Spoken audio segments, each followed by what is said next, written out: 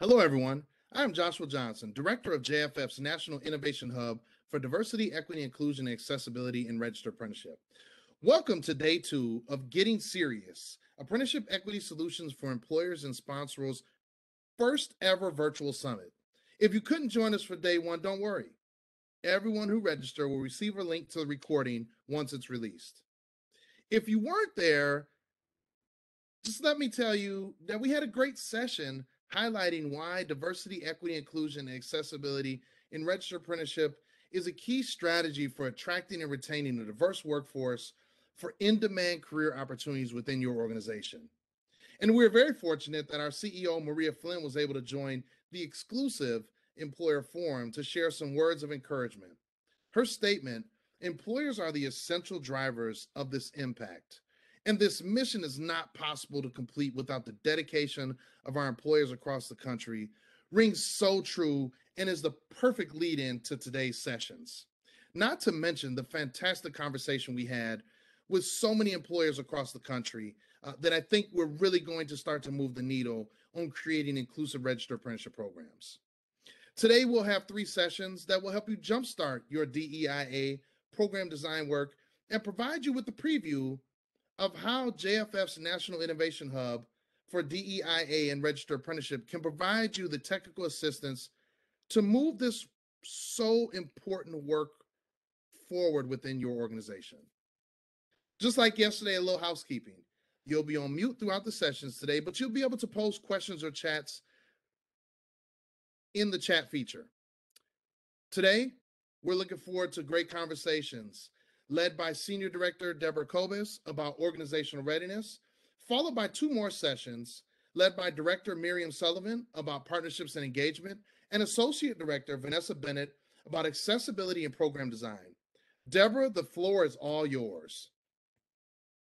Hi, everyone. Welcome to day 2 of Getting Serious. We're really excited to have all of you here thinking about ways that you can start to integrate diversity, equity, inclusion, and accessibility into your program design.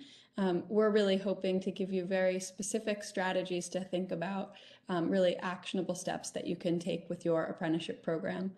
And to that end, I'm really excited for this upcoming discussion about organizational readiness. So how does an apprenticeship program actually fit in to a company's larger efforts around diversity, equity, inclusion, and access? And what kinds of policies and practices can a company put in place to help an apprentice succeed, not only as an apprentice, but as a long-term employee at a company? And so with that, I'm going to turn it over to Daniel Viao. He's the CEO of Intelligent Partnerships, a company that provides diversity, equity, inclusion, and accessibility support and advising to a wide array of companies and public agencies as well. And he brings extensive apprenticeship knowledge directly from his role in the Office of Apprenticeship. So thank you. And Daniel, I'll turn it to you. Thank you, Deborah, and to JFF for including us. We're really excited to talk about the integration of registered apprenticeship into your core business operations. It's such an important element of work, especially when you're connecting the dots around diversity, equity, inclusion, and access. Ensuring that equitable practices are part of your professional development tracking is really critical. And so in our organization, we advise our partners to utilize registered apprenticeship models because the standards are built in, right? The obligations to the federal government when you register your program include EEO responsibilities and ensuring that everyone starts from a level playing field and progresses through programming and training at an equitable pace. Really begins to build in a cultural awareness inside of an organization that standardizes inclusion as part of its practices. And so to that end, we're going to be having a great discussion with some partners today. Tommy Wenslau from IBM and Jordan Pounds, who's actually an active apprentice, are joining me for this conversation now. And we're going to have a pretty robust and candid discussion about the real practical implications of an organization as they take on apprenticeship and connect the dots to their DEI approaches, as well as the experience of an apprenticeship from an apprentice's point of view, and how it affects their perception and their journey through the apprenticeship program of when DEI is front and center as part of the practices. So Tommy and Jordan, if you'll join me, we'll get started here. Welcome. Tommy, I just want to give you a moment to introduce yourself and the role that you play at IBM and kind of give us a little context of your background. Yeah, thanks, Daniel. Excited to be here.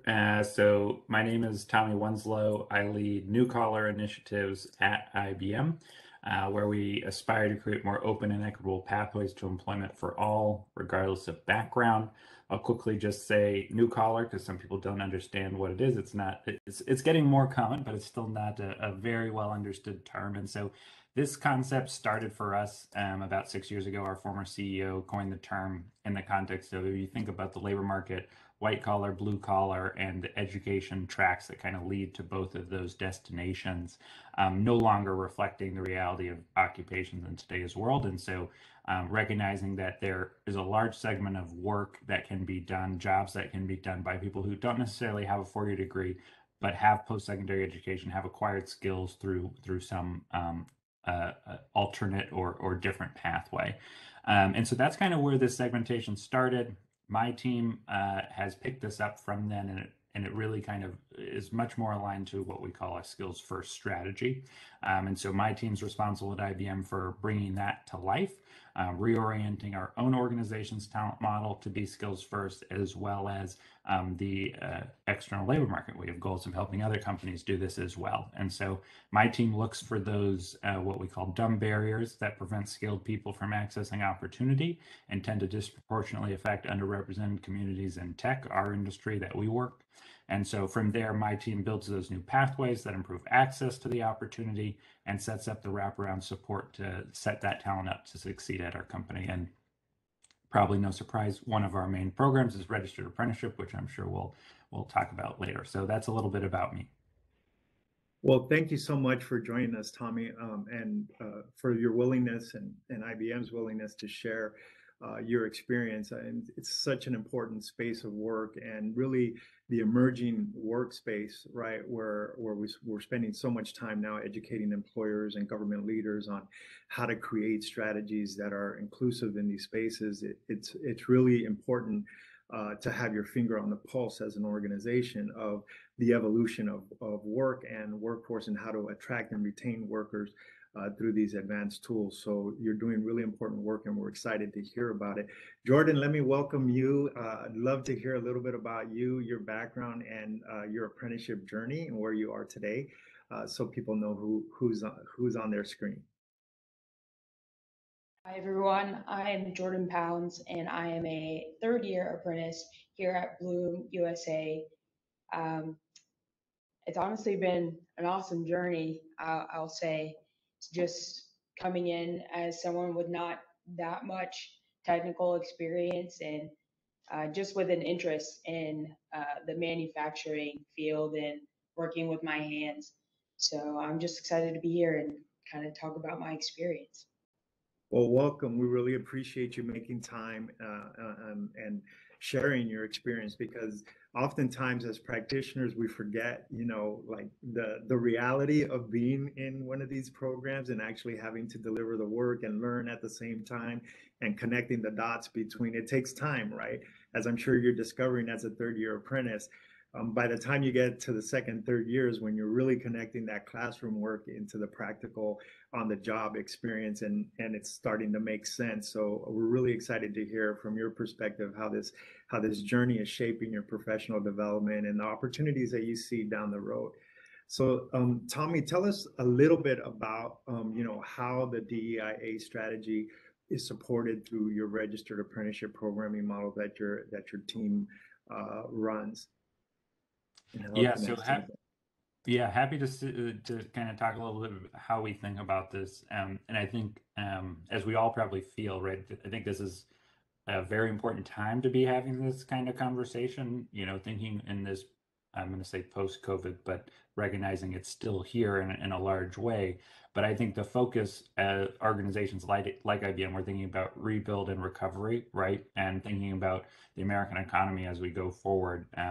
It's essential that we continue to kind of shift the talent paradigm and expand ways for people to enter the workforce, right? And four-year degree requirements have long acted as a barrier to upwardly mobile middle skill roles and really kind of limit opportunities for a large portion of otherwise qualified talent, right? And so I was just looking over the census data most recently. 62% of people over the age of 25 do not have a bachelor's degree. And if you look a level deeper, that traditional four-year degree exacerbates inequality in the workforce, right? With it, you systematically rule out 72% of Black working age Americans, 79% of Hispanic or Latinx Americans, right? So that's problematic, right? If you have these rules that are essentially systemic barriers to access to opportunity. So if we want the world to work better for everyone, we really need to start to continue if you're starting, or start if you're just starting, implementing kind of this skills first transformation and invest what we call our new collar pathways, right? And it's about providing that access to opportunity to people skilled through alternative routes. And so our U.S. Registered Apprenticeship Program does just that. For us, it was a new entry point into IBM that was for talent that was previously wrongly overlooked or excluded from consideration. And so we know that leveraging RA or registered apprenticeship helps us create a more equitable workforce. And most importantly for us, we always say that it closes the opportunity gap that a large portion of middle skilled talent faces, right? That they're shut out from particular opportunity. And so that's really the lever that RA can play for us, is around closing, opportunity gap and in turn the skills gap, but more importantly, opportunity gap. So thanks for sharing that, Tommy. I think you're touching on something really important. And one of the examples that I often use with leaders when I'm talking to them is, why does a receptionist need to have an MBA, right, to get a job, even though your organization has kind of established we're going to try and go after the highest caliber people? And so I'm wondering if you want to dig just a little bit deeper, how you guys select or how you think about which career pathways to kind of focus on, the types of roles at IBM that you're thinking about and utilizing registered apprenticeship around, just to give folks a chance to see the differences in the types of occupations that you're including. Yeah. So, when we started this, we weren't sure really where to start, which is a common place because we talked to a lot of people who think about apprenticeship. And for us, we do have manufacturing jobs, but that wasn't where we started with apprenticeship, right? We looked essentially across the US. Where were we consistently trying to hire people on an annual basis, what we call our evergreen strategic roles? We're either going back to campus for them year after year, people are leaving year after year, we're replacing them with people from the market. And so for us, that ended up being software engineering, by far the number one role at IBM that we kind of do from a volume play. And so we started there, right? We were actually one of the, I always say first, but I think one of the first companies to register software engineering as an apprenticeable role in the US, right? And so from there, we took that same approach, looking in different business units, where were they consistently hiring? Where was their opportunity to essentially say, we can shift these requirements, not lowering the bar, but translating them, right? Translating them to skill-based equivalents, and then seeing, can we make this an apprenticeable pathway that someone can gain access to? So we started with software engineering. We now have 25 plus occupations registered with DOL across essentially every business unit within IBM having access to kind of apprenticeship pathways. Well, that's fantastic. And these are STEM occupations. They're not, low wage entry level roles that don't translate into real career progression. So it's fantastic. And Jordan, I'd really love to hear how you heard about the apprentice opportunity that you became a part of, and what attracted you to that role. Okay, so when I heard about my apprenticeship program, I was a freshman in high school, and there were a few representatives that came and spoke to the engineering class that I was in at the time.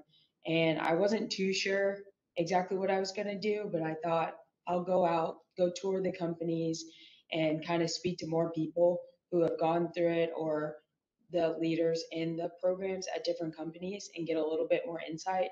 And everyone just seemed so nice.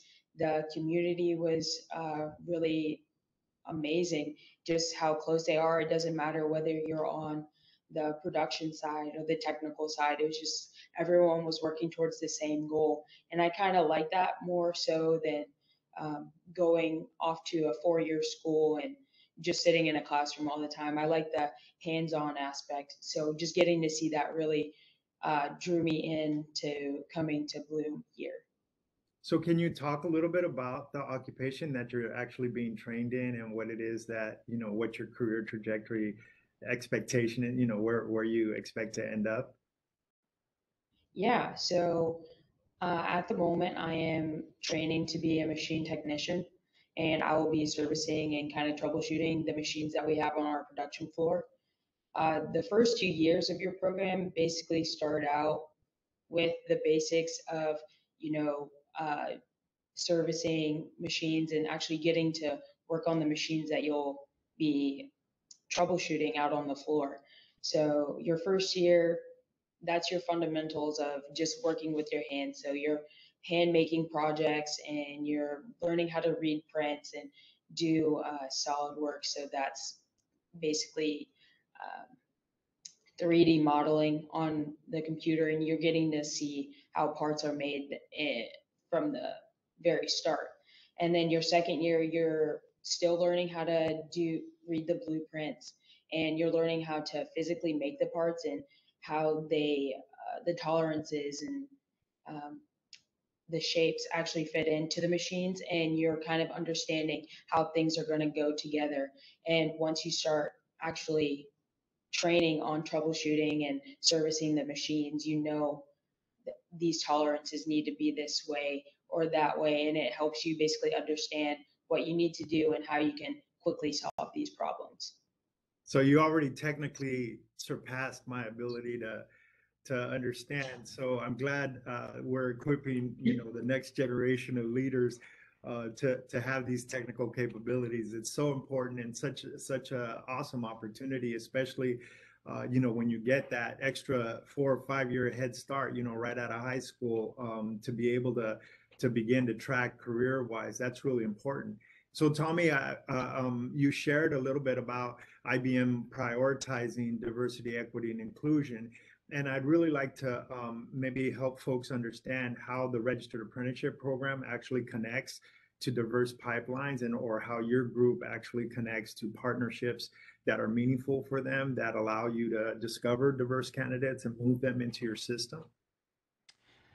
Yeah, so great question. I think for us, as I mentioned off the top, we recognize the apprenticeship can be that access point for a more diverse pool of talent, right? And so I think naturally, if you don't have that bachelor's degree requirement, your applicant pool is going to be more diverse, but it's about how do you build partnerships to kind of build that strategic kind of qualified pipeline into your positions. And luckily, one of the things about being the first to do a lot of these technical apprentices is there were so many talent developers that started raising their hand and saying, "Hey, we can help.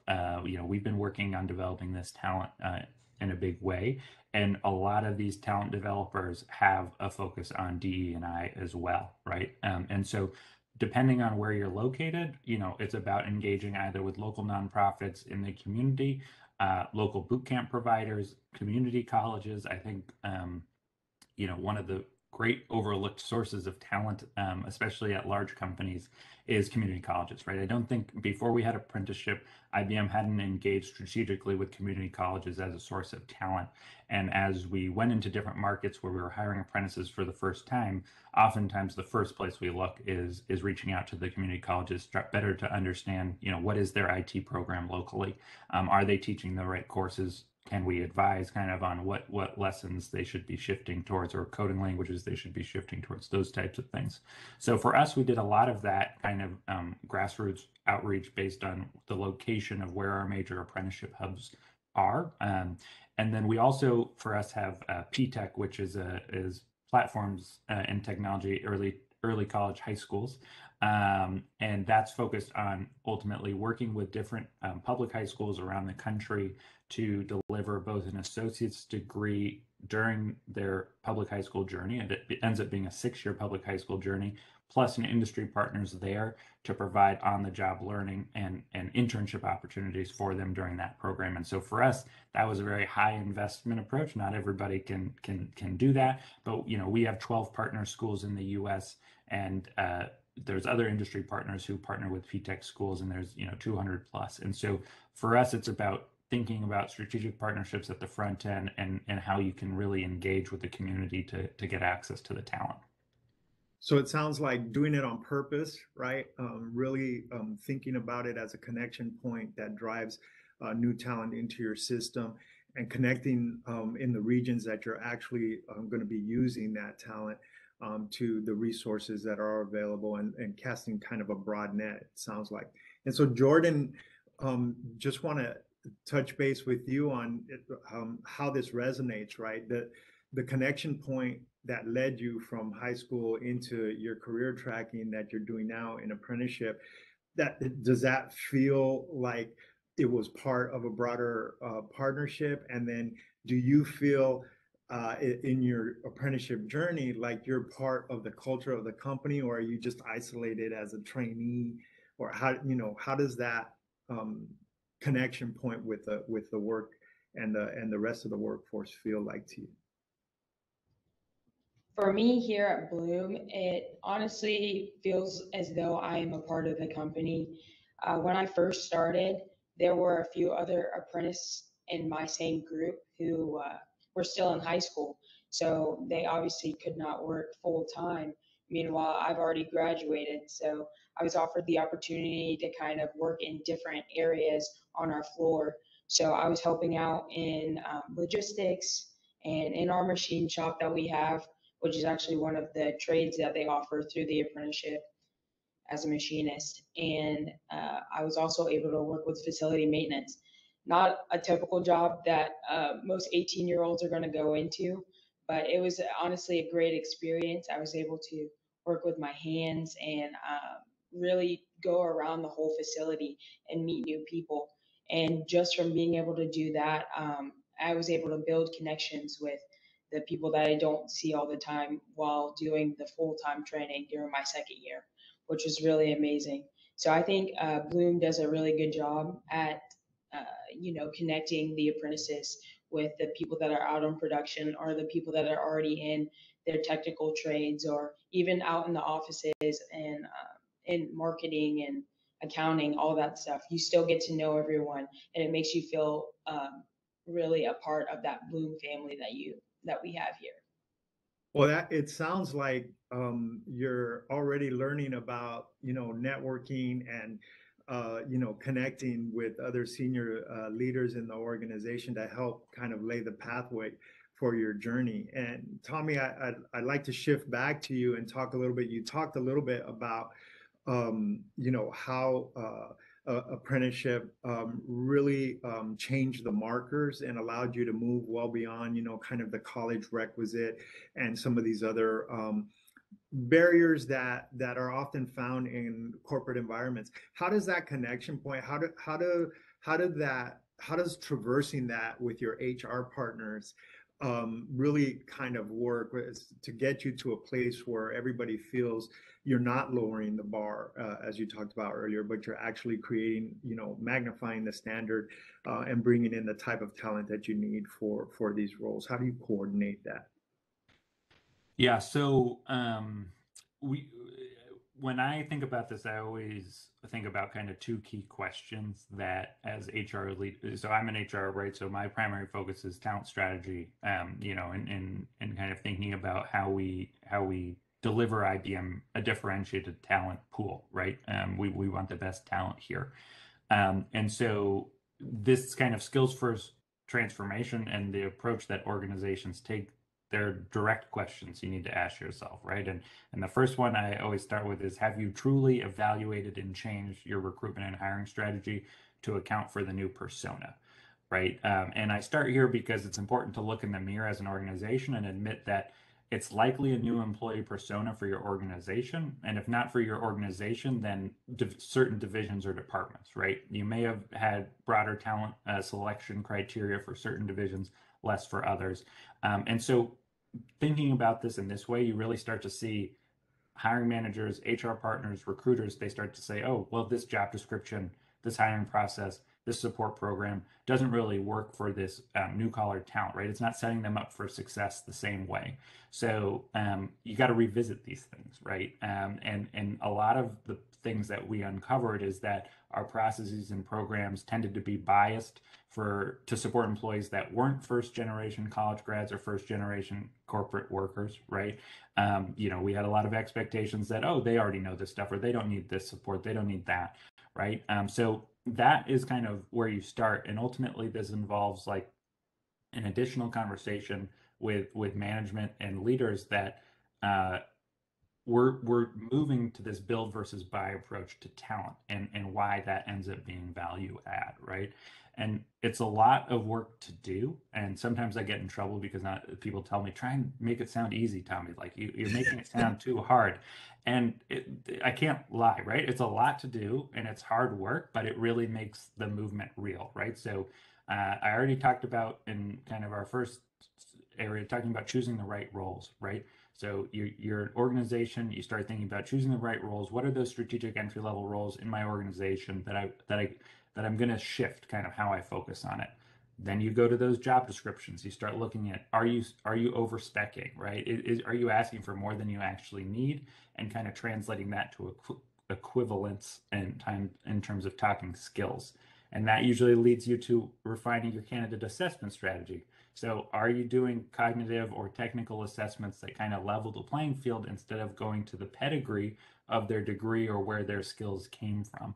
And so it just, as you can tell, it's a cascading effect of kind of looking at your processes and ultimately gaining some insights. And I think one of those insights that we kind of asked as we were shifting towards this model was, is our organization properly accounting for the opportunity gap faced by the vast majority of middle school or new collar talent? I already talked about apprenticeship as one of the ways that this plays in, but we all need to realize that most entry level roles assume that the candidate had an internship in the aligned job role prior to being in that position, right? That's generally how the system has worked, especially in technology, right?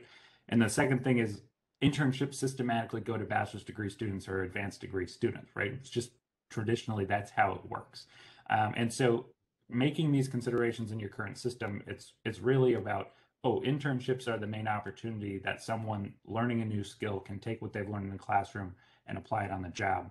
So for this group that has acquired skills not through a bachelor's degree, you need to work to close that opportunity gap. And that's where registered apprenticeship kind of really folds in to this broader strategy. Is we have, 50% of jobs in IBM are accessible to people without a degree. Not all the people that apply to those jobs don't have a degree. We hire people with degrees on those positions, and we hire people without degrees direct to those positions as well. So not everybody without a degree needs apprenticeship, but having that apprenticeship pathway is that solution for the pool of talent that needs that application of the skill opportunity to really kind of move to the next level. And that's what kind of pushed us to creating this new entry point into IBM. So that's really fantastic work. And it sounds like, what I'm hearing you say is stakeholder education, internal stakeholder education and engagement is really primary when you're trying to frame out these on-ramps and create cultural competency across your organization that allows people to take advantage of these, what we'll call alternative pathways, including registered apprenticeship, right? That prioritize DEI entrance into your company, but meets all the criteria across your systems in a way that's meaningful. And so that's really a powerful insight for those members of the audience that are trying to think through, all the various elements. And Jordan, it would be really important for you to share if there's support that you've gotten, that you were surprised that you've gotten, and B, if there's support that you think might be really important for organizations to think about that apprentices need during their journey. Would you mind sharing a little bit about that? So, as an apprentice and, moving into my third year, there's always a trainer with you for the most part. Obviously, they hold your hand for a little while, let you get started, and then they kind of see how you blossom from there. And I think that's really important, especially when, just from my own experience, I didn't come in with that much technical abilities. And just from my first year to now, it's like a completely different person. And I can honestly only think that to my trainers from my first year and my second year, Phil Frederick and Joe Krieg. Really, really awesome people. And I can also thank Andreas Turner. He was honestly the main reason why I came to Bloom in the first place. So I can really give thanks to those people. And I know that from hearing from other apprentices that have already graduated and have moved on to, higher level positions in management, and maybe they've switched from the technical trade to things like marketing. Just hearing from them, I know that they can always come back and speak to the trainers if they ever have a question or any concerns about something that could be new to them or anything that they just don't know. So that's really awesome, just from being an apprentice and hearing from others, former apprentices. So it sounds like mentorship is really critical along the entire learning path, but also post training, making sure that those resources continue to be available, that you have access to apprentices that have already been through the system, to rely on, kind of a peer-to-peer network that grows inside of the machine. Sounds like that's a real important aspect and deliverable that programs need to keep in mind. And are there any other types of supports that you feel are really important for organizations or leaders to consider as they're building these apprenticeship models? I think one of the main things that make Bloom apprenticeships successful is that they have figured out a training system and what works from where you start as a first year to where you are as a fourth year or a graduated apprentice. Definitely having a training strategy that goes along with what you are sending your apprentices to school for. Because from my first year to my second year to my third year classes that are coming up in a few weeks, everything is going along with the training that they have set aside for us. So in a book, you just kind of go with that, and not only from the book are you learning different things, but you're also learning from your trainer's experience. So I think something that could help make other apprenticeship programs very successful is obviously coming up with a plan and talking with other companies to see what works best for them, especially considering Bloom has had their apprenticeship program for over 20 years. I think almost 30 years actually. Awesome. Definitely speaking with other companies would help. So that's pretty sound advice. And as we're thinking about it, go ahead. I was just going to jump in because I also people in the audience, I also want to if they're starting to get fearful of being like, oh my gosh, what Jordan's saying, that takes taking so much time. There are multiple approved registered apprenticeship models, right? So there's the time-based model that Jordan's talking about that, is a multi-year journey. I just want to emphasize there's also a competency-based approach to registered apprenticeship, and different companies will find value in those different models. And so the competency approach is what IBM uses. And so it is, as Jordan said, all the components that Jordan laid out are still the essential components around mentorship and a very prescriptive learning journey, aligned to the competency model. But it gives businesses a little more flexibility if you're looking on a shorter time horizon or you don't need a multi-year journey for your different job roles. For us, IBM, most of the apprenticeship program is a 12-month or 24-month program. So just want to ensure that not everyone leaves thinking that they're about to have to build a 4-year training program that Jordan's going to kind of go through, which is important. We like we said, we have multi-year journeys, but it doesn't always have to be that way for your company. Right, and they could be hybrid to a combination of time and competency based. So Who says the DOL isn't flexible, Daniel? See, they've Right. created these multiple flexible models. Yeah, and it's really important. I think one of the other elements that the listeners would want to hear from you, Tommy, is metrics, right? The measurement and how you really measure success at IBM in terms of your program models. I mean, it sounds like an amazing program and pretty comprehensive since you have the number of occupations that you've laid out. But I really want to get our heads around, what it is that you're looking at in terms of success. How do you measure, and what does that analysis look like? Yeah, so a few things that we think about, right? And I'll connect it back to broader skills first, right? Because I think this goes hand in hand, because skills first really is about that broader talent pool and then program specific. So we've been able to analyze the diversity of the qualified applicant pools, right? And program participant, those completing the program. Through that funnel, we know that we can deliver a more diverse and representative pipeline to IBM for entry-level jobs when you compare it to the university pipeline or pure professional kind of hiring off the street. So just one, we know that on a pure diversity basis, we can deliver that more effectively than kind of other sources of talent. And then in studying that talent pipeline, I talked about pedigree bias, right? So one of the things that we look at IBM is, how is that talent performing during the interview process? We deploy cognitive ability assessments during the interview process in the US. And we've studied that over multiple years, and there is no meaningful difference in the scores when comparing people with a bachelor's degree, people without a bachelor's degree. Meaning it's a bell curve, you got people every place in both groups. So kind of dispelling that myth that this is a cognitive ability gap or anything like that.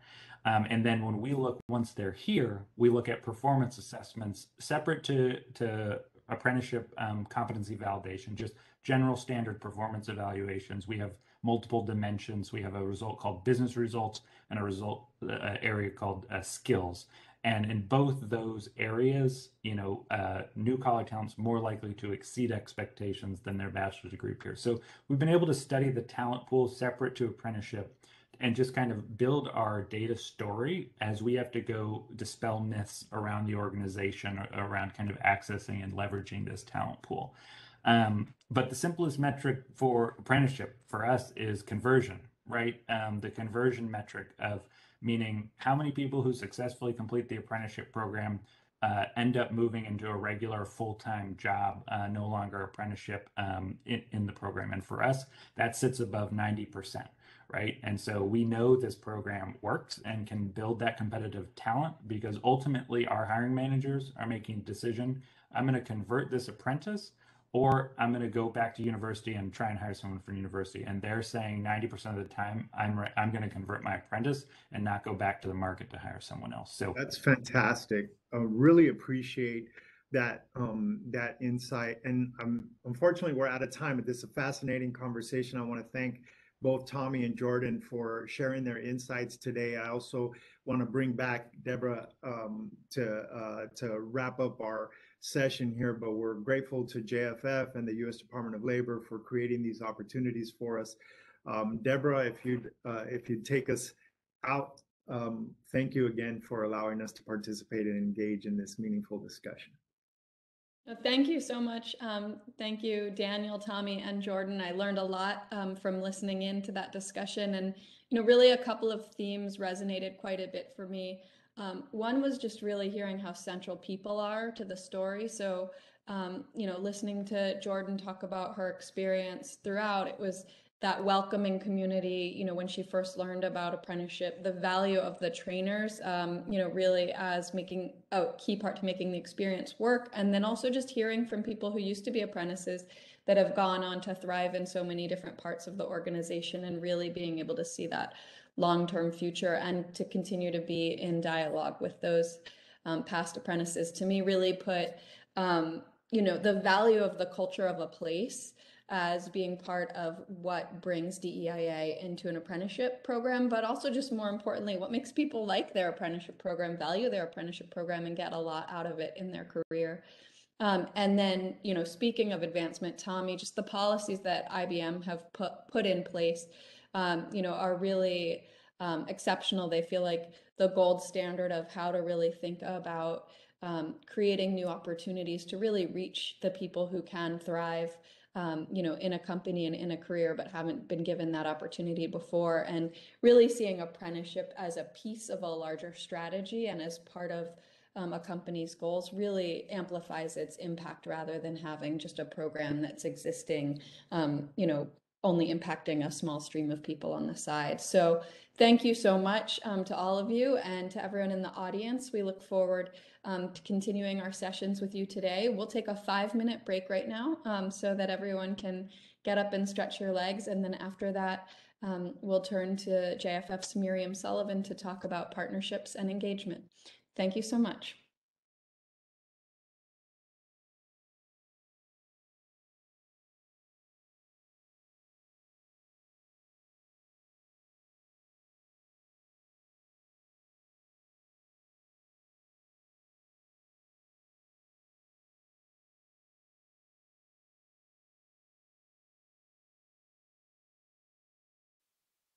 Their best effort and to provide longevity within a company, then you need to invest in those people that will in turn invest in you.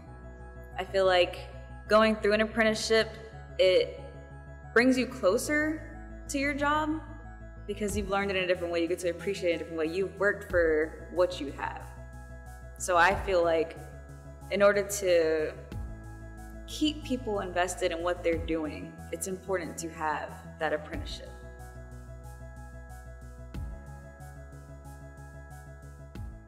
So my day just ended. It was a very successful day today. And I'm in the Medical Science Academy. I'm in Marketing YA. So I'm actually going for business. The skills and experience I have gained through my youth apprenticeship, I can take with me throughout my whole life. I learned to use a new business software. Public speaking and my communication skills have gone through the roof. I get time during my day at school to work and earn money for my college. Train like a technician, but to eventually become a certified tech. Being an apprentice really gives you experience that others probably won't have, so it looks great on your resume. But my favorite part about being a youth apprentice is that I got both my friends to join me. So now every time I go to work, I get to work with my friends, which makes the job a ton more fun. See all my friends with $250,000 worth of student loan debt. I don't have any of that. I don't have to worry about none of that. I'm stable, I have a stable job. If I get laid off, I can easily get another job within the union. I love being a youth apprentice, and I think you will too. So yeah, I hope this kind of gives you a first glance at what youth apprentice programs have to offer. If you have the opportunity, take it. If you're not an apprentice, what are you waiting for?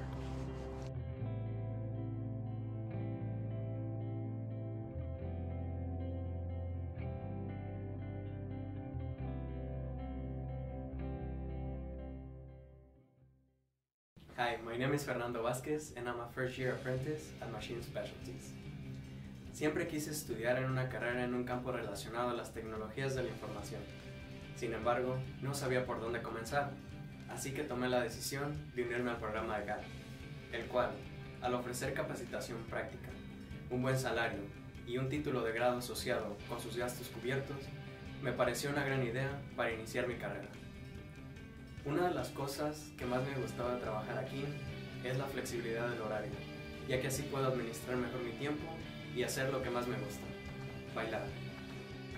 Quiero agradecer a todos los que han hecho esto posible, a mi mentor por siempre apoyarme y enseñarme a trabajar de forma eficiente, y quiero agradecer a MSI por dejarme formar parte de su familia. Entonces, volvamos al trabajo. Hi, I'm Carolyn Causey. I'm a second-year apprentice at MSI, so I'm in the machining industry. I chose apprenticeship because I wanted to further my education and do something hands-on, but I didn't want to have to worry about paying for it. So an apprenticeship was a way for me to get everything I wanted and not have to sacrifice anything. So some of the benefits of being an apprentice is I have a guaranteed education and a guaranteed job. I also get paid time off, employee benefits like insurance and 401k plans, and I get to basically learn what I have to while also being able to work. So I got a good balance. Some of the benefits of working with mentors are that they've been in your shoes. So the best way for you to learn is from someone who had to learn like you did, and it kind of helps beat the middle space. And you also feel like you have a friend at work, so you can go to them for pretty much everything. Thank you for all the memories. Peace out. Hello, my name is Tess Cabrera, and I'm the first apprenticeship chef in the state of New Hampshire. Throughout the next 3 years, I will be fully trained in all the basic work of the culinary industry. This is helping learn all types of skills at work.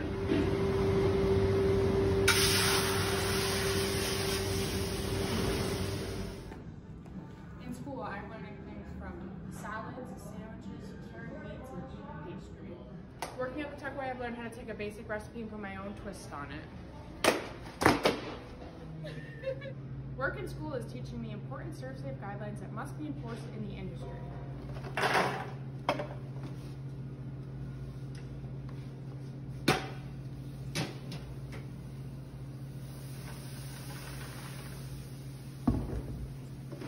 It has helped me process and problem solve in different situations. I've learned what flavor profiles complement each other.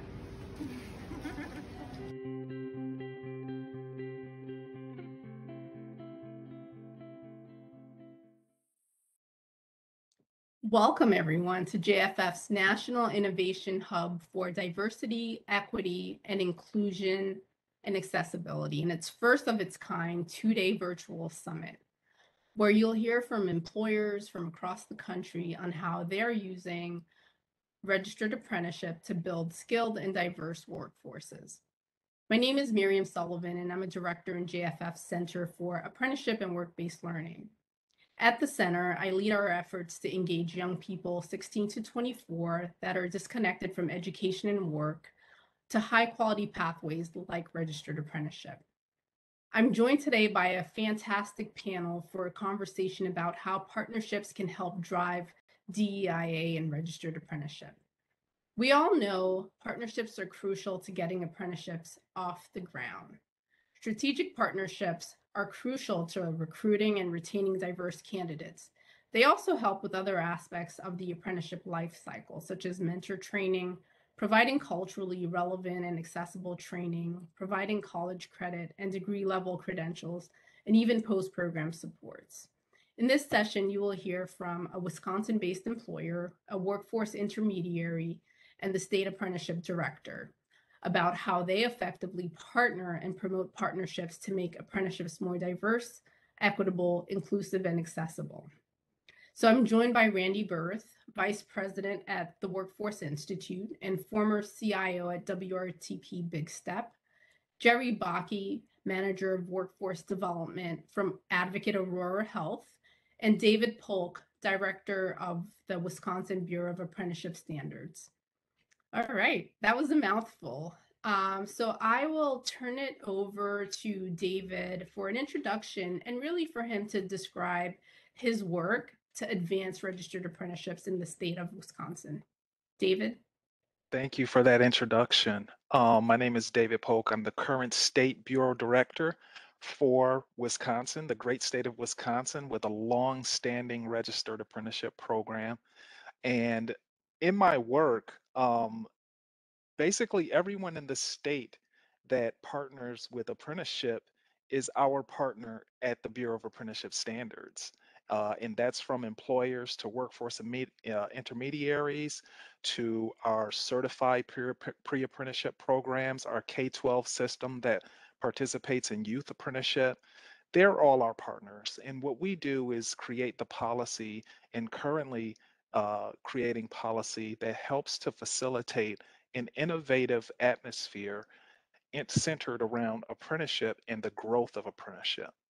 I myself am a former apprentice. I'm a licensed plumber. I had gone through an apprenticeship myself.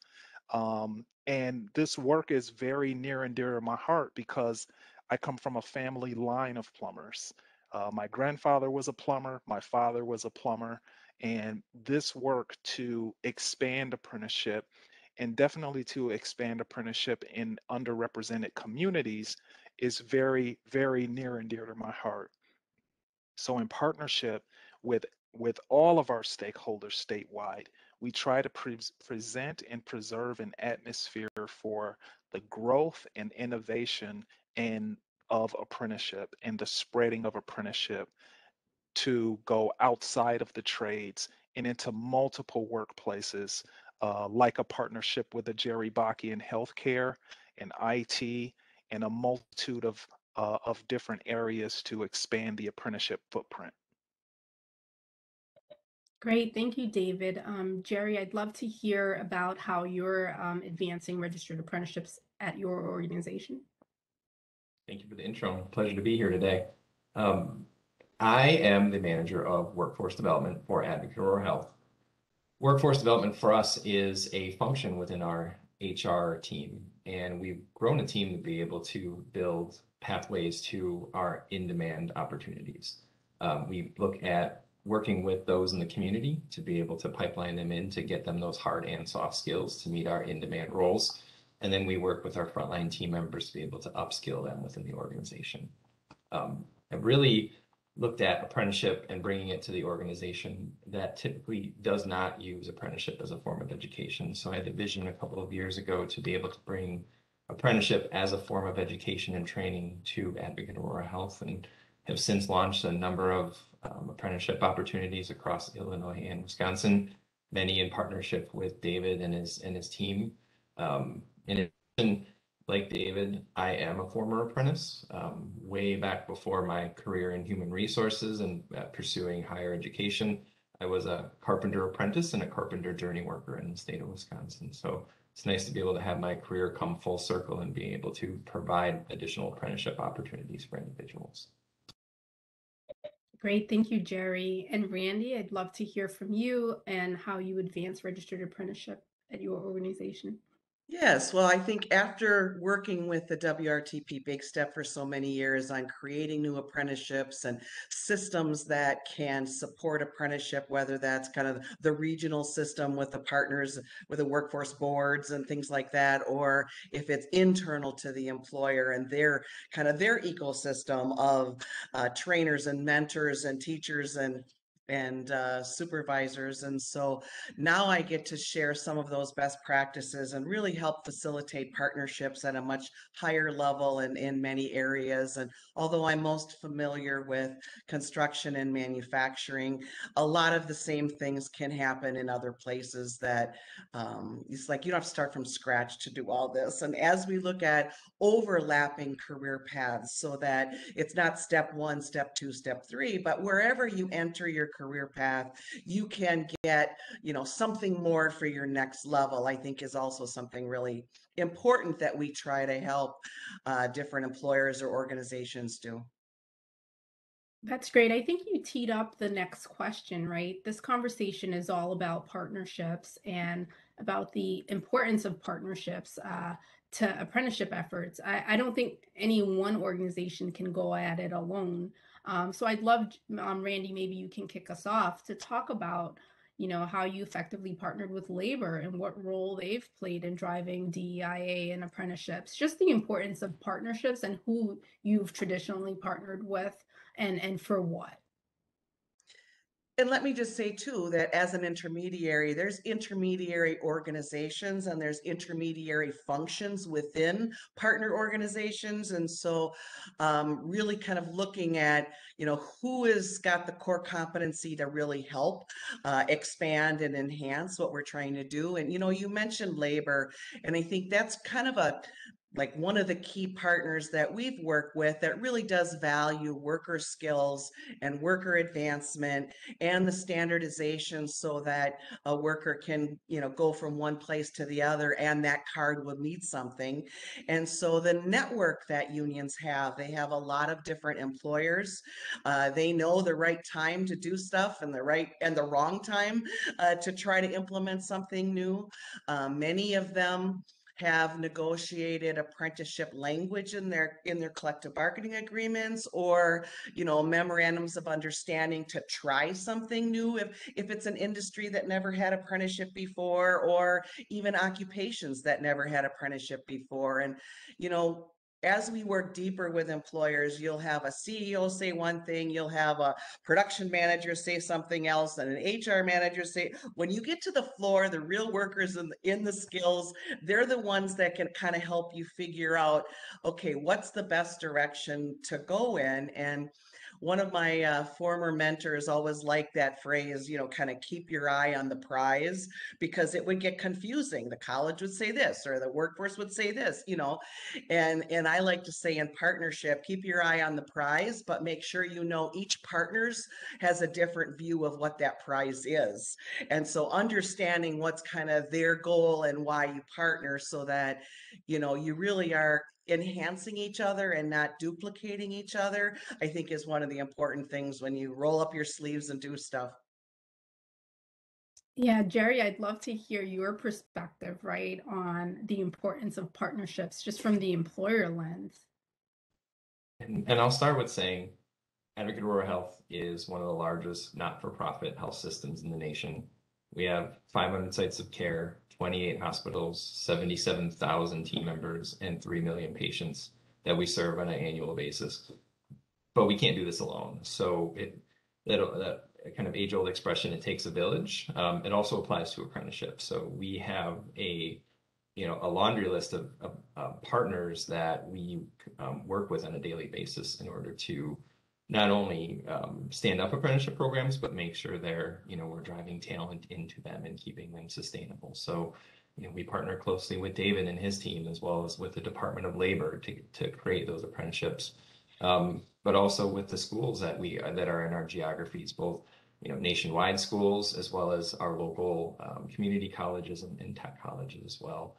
I'm going to not list everybody here, but also, a very important partner to drive talent once you build those programs is our community-based organization. So either driving youth and or community members into those roles, and also looking at the programs they're offering that are kind of prepping individuals for the careers that we're creating. And it definitely is a harmonious relationship that we formed, and we need those relationships to keep our apprenticeships growing and sustaining. Yeah, and David, you're core to any partnership that's forming around the Wisconsin apprenticeship ecosystem. So I'd just love to hear your perspective on partnerships, and then we'll dive into sort of like using partnerships to drive diversity, equity, and inclusion. Yeah, so one of the quotes that I like to use, especially when talking in a DEIA lens, is you can't be what you can't see. And that's one of the core principles of apprenticeship. You're actually training under someone that is senior to the aspect of your career, right? Well, it's the same thing when we talk about connections within the apprenticeship ecosystem. Jerry comes from the apprenticeship space. So as he moved up in his career into HR, he had taken those principles of apprenticeship and applied them to the HR ecosystem at Advocate Aurora. That's part of that ecosystem, that's part of that partnership. Sometimes we have to, at the state, connect different companies that are looking to expand their footprint and apprenticeship within their doors, so that the best practices can be used in a shorter amount of time. And I've connected Jerry and Randy with different companies that are starting to embark upon things that they would like to do within their own enterprises. So sometimes at the state, we work best as a connector between enterprises to put a platform or a launch pad for each company's practices in their own apprentice ecosystem within their enterprise. That's really great, and I like how you started around like you can't with your quote. I'm noting a couple of quotes from you all. You can't be what you can't see. So with that in mind, going back to Jerry, how are you using apprenticeships, if you are, to recruit diverse candidates into your pipeline? And you talked about community-based organizations, but maybe you could dig a little bit deeper around, what those community-based organizations are doing to help support maybe your recruitment goals. Yeah, definitely. And I'll start by saying that apprenticeships, just based on my experience, they naturally drive diversity, equity, inclusion, and accessibility. You can really hire talent and train the skill versus the other way around, and the way we, have been doing it for years in healthcare. So, to date, 3/4 of our apprentices that we brought into our organizations in traditionally non-diverse areas, are POC and or those with disabilities. So we've had great numbers and great outcomes just naturally.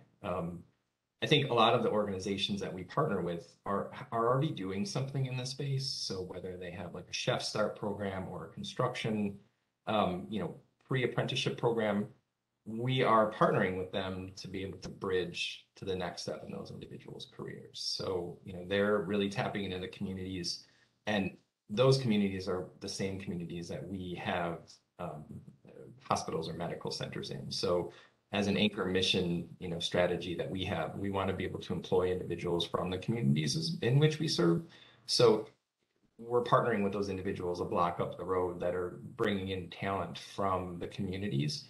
And it just seems like a natural transgression for them to complete a program and then bridge right into some of our medical centers and continue their education as well. And I'll come back to you to talk about like retention and some of the things you're doing there, but I'll go to Randy, and maybe you can talk a little bit about some of your partnership activities around keeping folks engaged, maybe the equity side, right? Like what are some of the practices, around mentorship or supportive services that you've worked on to help keep diverse candidates engaged in apprenticeships, especially in programs like manufacturing or construction? Well, I know they use the word mentor and trainer on the floor sometimes as the same thing, but I like to separate them because I think the trainer is responsible to exchange knowledge, and the mentor is there to be a friend to try to help them get through whatever it is that they have to get through to be successful. And sometimes that mentor can be very valuable, especially if there's support external. Maybe there's external issues that are preventing someone from getting to work, or preventing someone because they lost their house yesterday or something. So there's the external partners and that connection a mentor can make that maybe they don't want their HR manager or their union or anybody else knowing some of their personal issues, right? If it's the trainer, if you don't look the same or learn the same, sometimes the transfer of knowledge isn't easy, and so really helping people who do the job be the trainer, like learn how to be a trainer. So one of the first things we did was train the trainer, so workers could do that. And actually our state adopted that, and the transition to trainer is part of all apprenticeships, I believe, in Wisconsin now, so that once you're skilled, you can teach someone else. But of course, that's different than teaching if you're in a classroom. And so all these things, looking at, who's a case manager that could be supportive? Who's a mentor that could be supportive? Is there ways to either train their trainer to help them teach different, or find another trainer, so that they could learn in a little different way? And we did some projects with learning disabilities, and, trying to really focus on if they know what they know, that's different than, you have to prove it and validate it, but maybe that's done differently on the floor in different ways. So it's more than just training someone. If you're creating a system at a workplace that every new hire has a friend, and not their boss and not their trainer, and that you have volunteers that want someone to be successful, that can kind of migrate whatever the issue is to help them be successful, because it's not just about training.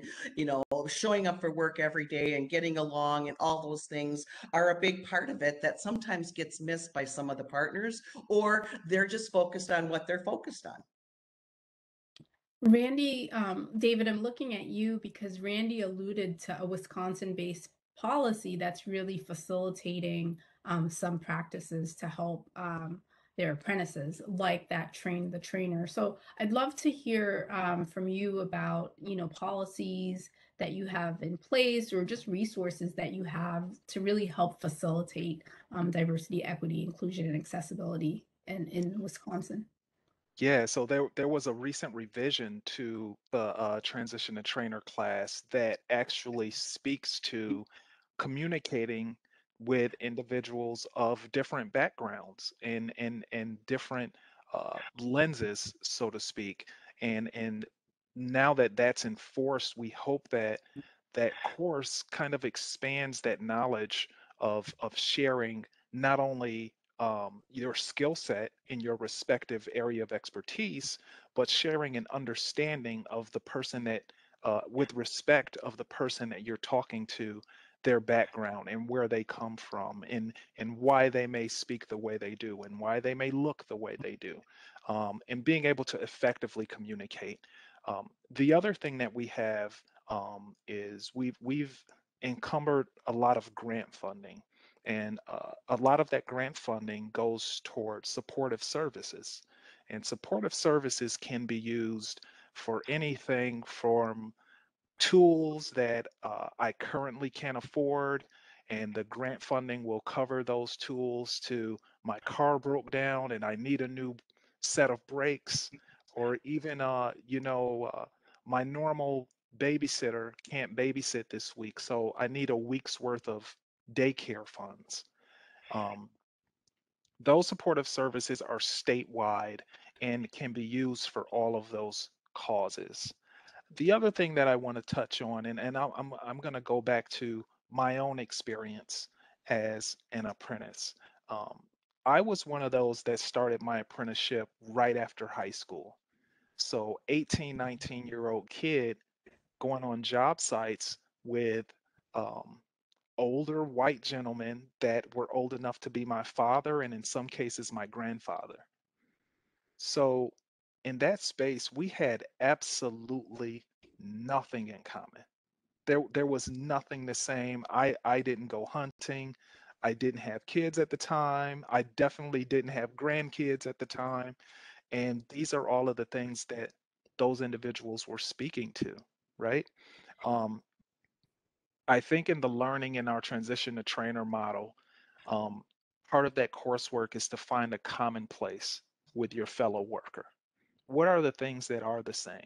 I don't have grandkids, but I'm a big Bucks fan. So why don't we talk some basketball? Or, things of that nature, to start to find the common ground.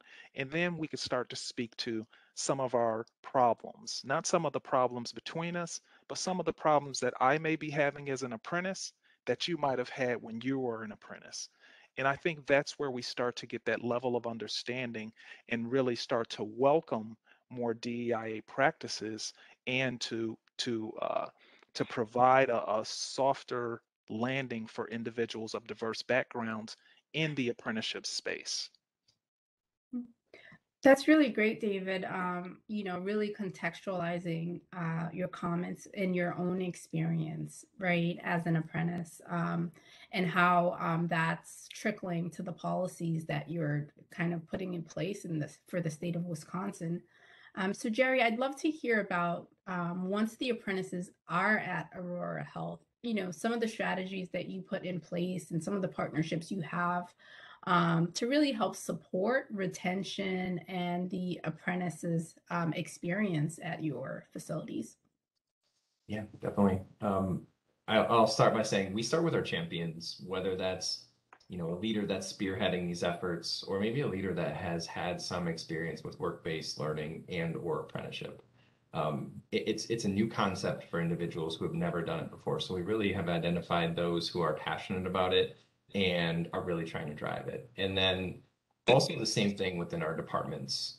Those individuals that are training our apprentices when they're not with their leader are those who are identified as individuals that are accepting of, various individuals, no matter, what background they have, are, willing to mentor and or train any individual coming into the organization. And then, more from an organizational standpoint, when we look at, vulnerable talent populations coming in from the community, apprentices and beyond, my team is launching what we call team member success coaching this summer. And what we've done is we've added a team to address more of those social determinants of retention and making sure that we can provide complex case management and wraparound services for individuals coming in from various backgrounds who we identify as the highest risk to turnover. Things that we do for them are, if we know they don't have enough money to buy groceries until their first paycheck, we're providing them a voucher to go to the grocery store so they can put food on the table. Same thing with transportation, until we can link them up to more long-term services through our community-based organizations and or workforce boards. So just some of the things we're doing, not only just from a mentorship perspective, kind of as to be expected with an apprenticeship, but trying to go above and beyond for all of our vulnerable talent populations.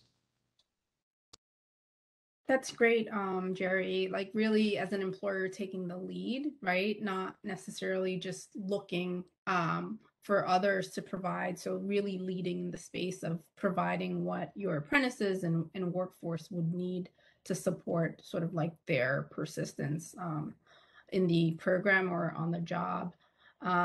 So anything else that you all want to share about, your partnership experiences and how you use partnerships to drive DEIA in your apprenticeship efforts? I think that the effort. First of all, I'll say this. I think because of where we are in the employment space, not only in Wisconsin, but nationwide, just employers are not able to find people. So I think that if you're not implementing DEIA practices within your particular enterprise, you're going to be losing out on on available individuals to upskill within your companies at a time where you can't afford to. And that said, these practices and partnerships, they have to be part of the employment plan. Otherwise, you're just going to run out of individuals to work for you, and that's in any space, in a multitude of different spaces. And I think that the time is right to create more parameters to implement, to create more creative partnerships with the nonprofits, with the K-12 system, in order to pathway individuals into these fields. Because what I'm seeing that's happening from a helicopter view is that employers are plucking off the trained individuals from each other, which drives up the price for that skill. So if you're not willing to invest in training an individual, of course, with my apprenticeship hat on, via apprenticeship, you're just going to continuously drive the price up for that skill because no new people are going to be in that space.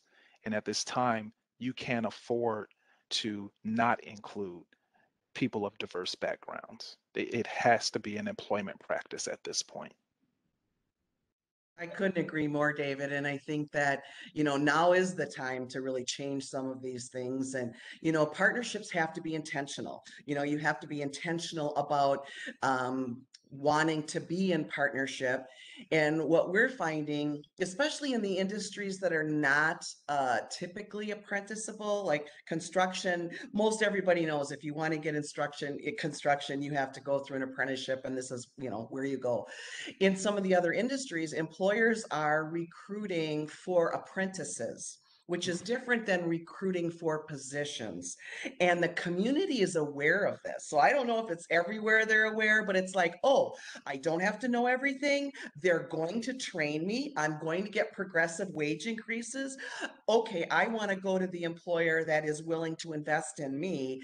And so it's a good attraction tool. And I've had employers that'll say, oh, but what if they leave in 6 months? It's sort of like, if you can't make them happy in 6 months, then there's something wrong there, right? So it's like, this is a good attraction and retention tool for employers that I think sometimes gets not noticed in the community and with the partners, that, this is the time to do it. That's great. And I think David started teeing up some of the challenges, right, that we're having within our labor market. So, definitely supply of skilled workers is an issue that I hear over and over every time I open a paper or click on a news link. So I just love to hear from all of you around, some of the common challenges you're seeing to your partnerships, and, how you're resolving those challenges.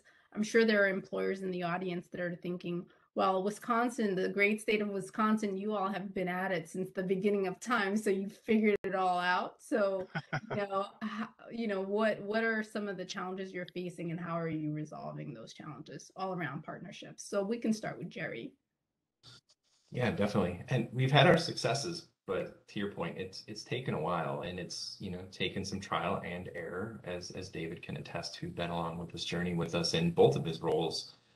I think, as I look, externally facing outside of our company, when you bring apprenticeship into a new area that really apprenticeship isn't a form of training, there are a lot of different, hurdles to be able to jump over. Some of those within the college system is accreditation bodies, certification bodies. And what I mean by that is some of those individuals for those specific areas that we have high demand needs in, they don't recognize work-based learning as a form of education. So you have to find a way to be able to work with them, or find creative solutions to be able to meet the criteria listed out by the colleges and their governing bodies. But internally speaking as well, changing the mindset of industries that have not done programs like apprenticeship before, and changing the mindsets of our own leaders to be able to build an apprenticeship type mindset by training up the next generation who are embedded with you over the course of a couple of years. It's also a challenge that we've seen, and now we've had some success, but we have a long way to go in that capacity as well. But love to hear from my counterparts as well. Yeah, Randy, feel free to jump in on any challenges to your partnerships and how you resolve those. Well, both of my counterparts here went through apprenticeships, and I would have to say, although I applied for an apprenticeship, had the highest test scores and the most seniority, I was discouraged from going into an apprenticeship because I wasn't a man. And one of the comments was made of, doesn't your husband make enough money? You're taking a job away from someone trying to raise their kids. And so I feel that, I'm very passionate about encouraging people that are different, or helping other folks do the same. And, I've had people that were like banging their fists saying, we want you to advance. And it's like, well, that would scare me away. I don't want somebody to bang their fists at me, So looking at how do you create an environment to make it easier for people to, if you're an employer, want to be an apprentice, does it really mean something? And so whether that's the employer and union or whoever on the inside, or whether that's, a workforce organization on the outside of it's not just getting someone a job, it's helping them, through an apprenticeship program. So even when we look at system reform and policies, you can't just, they're on the job 45 days, let's cut them off. It's no, they're not completed until they get a journey card, and how can we look at other ways to help make sure all our apprentices can be successful to be retained and advanced. And David, around challenges, both Jerry and Randy shared a couple of different ones, but you have the perspective of engaging with I guess all various partners in the apprenticeship ecosystem. What are you hearing are some common challenges to partnerships and to advancing DEIA, and what are some resources and solution sets that you all have in Wisconsin that you maybe point partners to? So one of the challenges is that the enterprises that are new to embarking upon apprenticeship, they should have been doing it years ago, and years of not addressing the practice of training up and building your own skilled workforce is now exacerbated, and they need skilled individuals yesteryear. And when we start to embark upon these partnerships, what I've found is that it's really important to meter the expectations of the partners. Apprenticeship, as my co-panelists alluded to, can be a great form of recruitment, right? But it does not solve the problems that you have internally with without skilled people, with the lack of skilled people overnight. It doesn't create a skilled individual in 6 months, nor even a year. Or it doesn't, an apprentice that completes their apprenticeship doesn't automatically become his or her trainer that has been in this industry for 30 plus years. It's a way for that 30 plus year vet to pass that knowledge to that new novice individual coming in. So I think as we partner from enterprise to enterprise, and me with a helicopter view, I don't want the partners that are embarking upon new apprenticeship, new to their enterprise, to be discouraged by the process of apprenticeship. It takes years and years to make a skilled individual, and definitely years and years to create the skilled individual in the vision and in the view that you would like that individual to be in.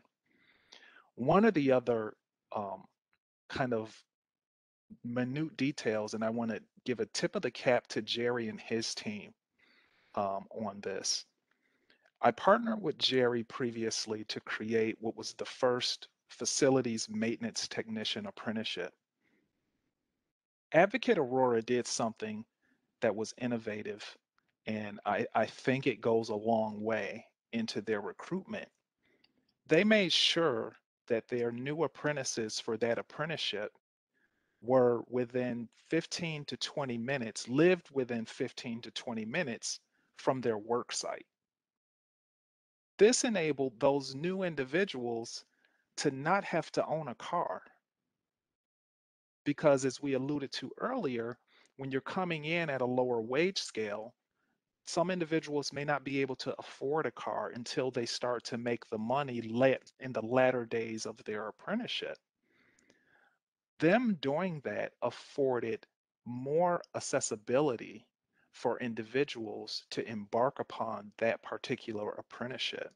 So I think one of the practices, if I were to give practices to our partners that may be on the call, is to look at that as a practice, to expand your net of individuals that may be able to come and work for you, to individuals that may not either have a desire or may not afford to have a car, ensuring that you're recruiting from that 1, 2, maybe 5 mile radius within your work site. And then you can really cast a wider net of individuals that may be able to come into your enterprise, skill up, and then own that car. And then they can transfer to another work site. That was really pivotal for me in what they did as part of their recruitment practices. That's great. I hadn't heard of that specific example before. Jerry, I know you worked on that, just sort of like the motivation and how you all landed there. That seems like a great practice. Yeah, definitely. And I'd love to be able to take credit for that, but that goes back to my point about starting with your champions, and it's surrounding yourself with a team that is of leaders that are looking to make apprenticeship happen and really need to rethink and kind of think through all the details on how to make this work within our organization. So, huge kudos to the leadership team that we partnered with to make that happen. They, thought of things that, didn't even cross the HR workforce development team's mind. And, to David's point, I think it's worked out. And, I'll add some of those individuals are now wrapping up their apprenticeships and converting to journey worker status as we speak right now. So it's proven successful.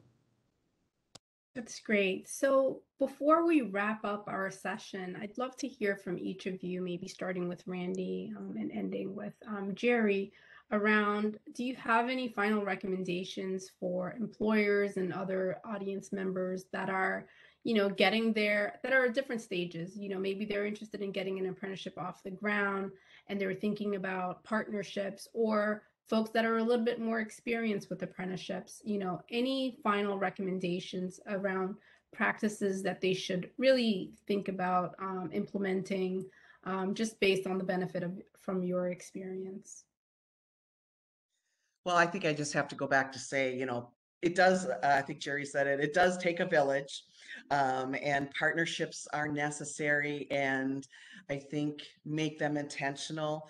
I think on the external side, everybody else, the first thing I heard when I started at WRTP like 27 years ago was, we already do that. We already work with employers, or we already work with the college, or, like they already do it. And so they're not looking at how do we improve, or how do we go deeper, or how do we go wider? And I think that's what partnerships allow you to do. And going back to what David said, the time is now, right? Now is the time to really look at how to develop these strategic, valuable partnerships and focus on, who can do what and how do we work together. And on the external side, I think with the grants and things like that, I think there's a data sharing need, so that, again, we're not duplicating efforts, but we're complementing and looking at how do we share data and information. So if an employer wants to work with 30 agencies, they don't have to share data with 30 agencies. They can share it with, like one intermediary who will then share it with those agencies, like through our community workforce partnership we do. Great. Same question to Jerry and then David. One of my largest pieces of advice is start small. There are large employers like us that have the privilege of having a team dedicated to this, and that's all we do. But there are other smaller employers where, the owner wears multiple hats. So, it just takes, starting with one and learning best practices there. There's a lot of resources that are available via state or Department of Labor, designees for apprenticeship, and or community-based organizations and colleges that also have apprenticeship programs. Also reach out to those that are already working in this space. I connect with counterparts at competing organizations to be able to share some of the best practices that we do to launch apprenticeships. And one of the success stories recently was that one of our competing organizations reached out, learned a little bit more of what we were doing in the facilities maintenance piece, and they then started working with the state and launched their own facilities maintenance apprenticeship based on some of the best practices that we built. So, and just wanted to, throw that out there, that a lot of organizations that are passionate about apprenticeship like us are always willing to share some things about how we got started in our journey as well. That's great. And David, final comments? Sure. Again, the time is ripe. We're at a tipping point with our workforce development practices, where we're just needing more and more skilled people, and we have more jobs than people. We have more skilled jobs than people. Coming from the state side, I would say apprenticeship is not this rigid program that only encompasses trades, and I think that's a misnomer. that a lot of the public has with regard to apprenticeship. If anything, use the state as your support system. That's what we're here for. I hear from tons of stakeholders daily asking questions on programs. Use us as a tool to build your apprenticeship program.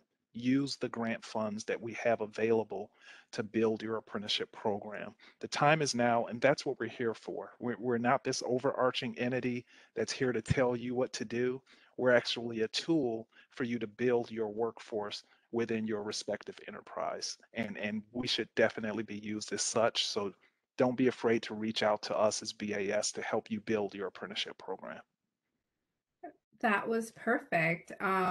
You know, we're not here alone. There are tons of organizations that are experienced that are here to help.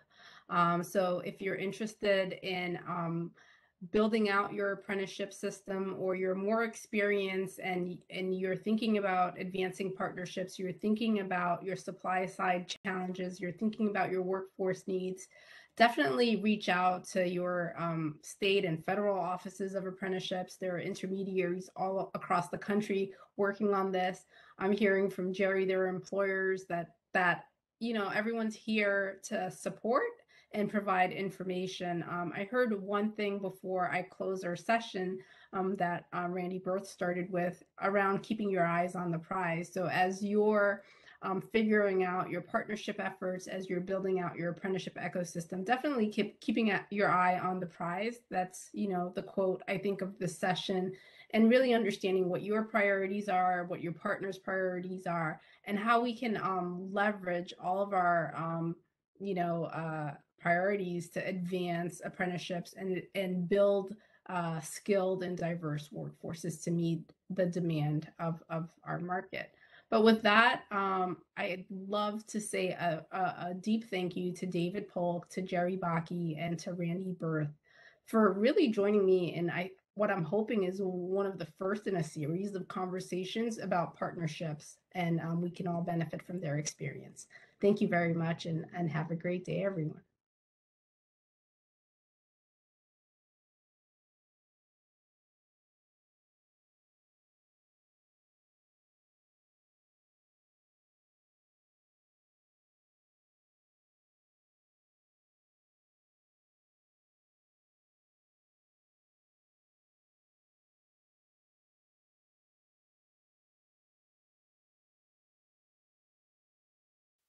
Have a great day, everyone. The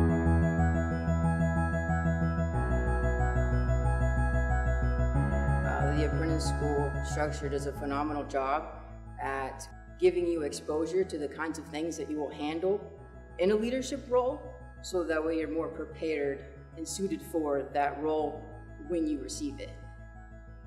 I could not have foreseen the amount of growth that I would have made just being in the apprentice school.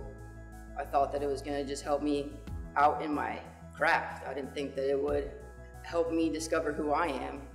I really feel like I know myself so much better because I have been put in those situations that are only specific to us apprentices. Learning something with your hands and it being so important. We have sailors' lives that we are responsible for, and take that and compare that with the academic struggle that we have. Not many people know what that's like, and certainly don't know what it's like to live it. My favorite part about being an apprentice is the standard that we're expected to reach. We stand for scholarship, craftsmanship, and leadership, and we perform those on the deck plate daily. We're held to a higher expectation. It definitely pushed me to get out of my comfort zone and assume leadership roles that I didn't know that I was going to have the ability to experience being here for only 3.5 years. It's definitely motivated me and gave me more optimism about my future career here. I feel like apprentices benefit the company because we see every aspect of our trade. We travel around the yard, we get to see it all, we get to do it all. then we can spread that knowledge further down. As the people come up, we can spread it down. It builds leadership. At first, I thought it was too good to be true, all the things, but once I got here, I realized that it's actually an amazing opportunity to get your career started and further your education at the same time and make money. The apprentice school benefits the company by providing quality mechanics, quality employees. You know, we come in with more abilities than I would say the average mechanic. It's more than just a job. Taking those lessons that I learned from other projects and applying them into the current project that I'm in, picking up different skills from different mechanics that I work with and work beside, I'm able to bring in more ideas to the table than an average mechanic, I would say. When I heard about the apprentice school, I heard about all the opportunities I would receive, how I would get to see parts of the yard that other people didn't get to see. And I learned my strengths, my weaknesses, what I enjoyed, what I did not enjoy. And I don't think I would have been able to do that without the apprentice school. Right now, I'm working at EMALS. So I get to work on the system that launches the airplanes off of flight deck. And it's really exciting. I don't like to do the same thing all the time, every day. Being an apprentice has put me in situations where I don't really have the chance to get bored, because you're in rotations for 6 months and you move on to something else. You're consistently learning new things, doing new things. I would say the majority of us plan on being here a very long time. They're putting money, they're putting effort into us. We enjoy what we do, we want to learn. We're retaining that knowledge, and most of us are going to move up and we'll be able to pass all that knowledge we learn down to the generations that are coming up. I'd say the way the apprentice school does it is the best. You're putting that effort into your people to train them and make them feel important. And I think, you know, it definitely for me, it makes me want to try harder, learn more and grow more so I can be a better leader and give back to the school and give back to the company that, you know, made me who I am today. If you want people to bring their best effort and to provide longevity within a company, then you need to invest in those people that will in turn invest in you. I feel like going through an apprenticeship, it brings you closer to your job because you've learned it in a different way. You get to appreciate it in a different way. You've worked for what you have. So I feel like in order to keep people invested in what they're doing, it's important to have that apprenticeship.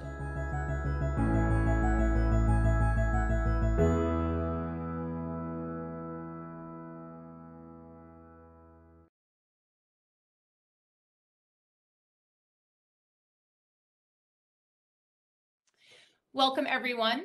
Thank you so much for joining us for JFF Summit on Diversity, Equity, Inclusion, and Accessibility in Registered Apprenticeship. This panel discussion that we'll be having today is going to build off of JFF's forthcoming program design framework for advancing DEIA in the apprenticeship system. Our framework highlights key program design elements, including the provision of livable wages and advancement opportunities, the incorporation of participant voice, the use of data and equitable data practices, recruitment, inclusive and accessible instruction, mentorship, and retention services. Our conversation today will focus specifically on strategies for designing registered apprenticeships that promote accessibility for workers and learners. Accessibility will be a concept that we will talk about more with our panel, but really what we want to discuss with you all around accessibility are strategies and approaches and tactics that you can employ when building these programs. I am joined today by a fantastic group of panelists with a wealth of expertise in this space. So before we dive into our discussion, I'd like to give them each an opportunity to introduce themselves and share with you all a little bit about their work. And Francesca, if I could, I'd love to have you go first. Thank you, Vanessa. Hi, everyone. I am Francesca Feliciano, the Global Early Careers Growth and Strategy Lead for Aon. I've been in this space for a little over a year with Aon. Prior to this role, I was the director for the U.S. Apprenticeship Program, working on expanding our program outside of Chicago to 6 additional cities. my professional experience spans workforce development for over 16 years, particularly around public workforce programs, as well as working with individuals that had received public training dollars. Fantastic. Thank you so much. Christy, could I pass it over to you? Hi, thanks, Vanessa, for having me. My name is Dr. Christy Schuter-McGuire. I'm the Dean of Biomedical Studies at the Wistar Institute, which is our nation's first independent biomedical research institute. In my position, I oversee our pipeline of training and education programs for high school students all the way up through postdoctoral fellows, including our signature workforce development programs, our biomedical technician training pre-apprenticeship and biomedical research technician apprenticeship, both of which we are actively expanding, as well as working to increase the use of apprenticeships in the life sciences space. Thank you. Sam, I'll pass it over to you. Great. Thank you, Vanessa. Thanks for having me. I'm Sam Johnston, and I direct our post-secondary and workforce development division at CAST, which is a nonprofit best known for pioneering universal design for learning, which we'll talk about today, and along with accessibility.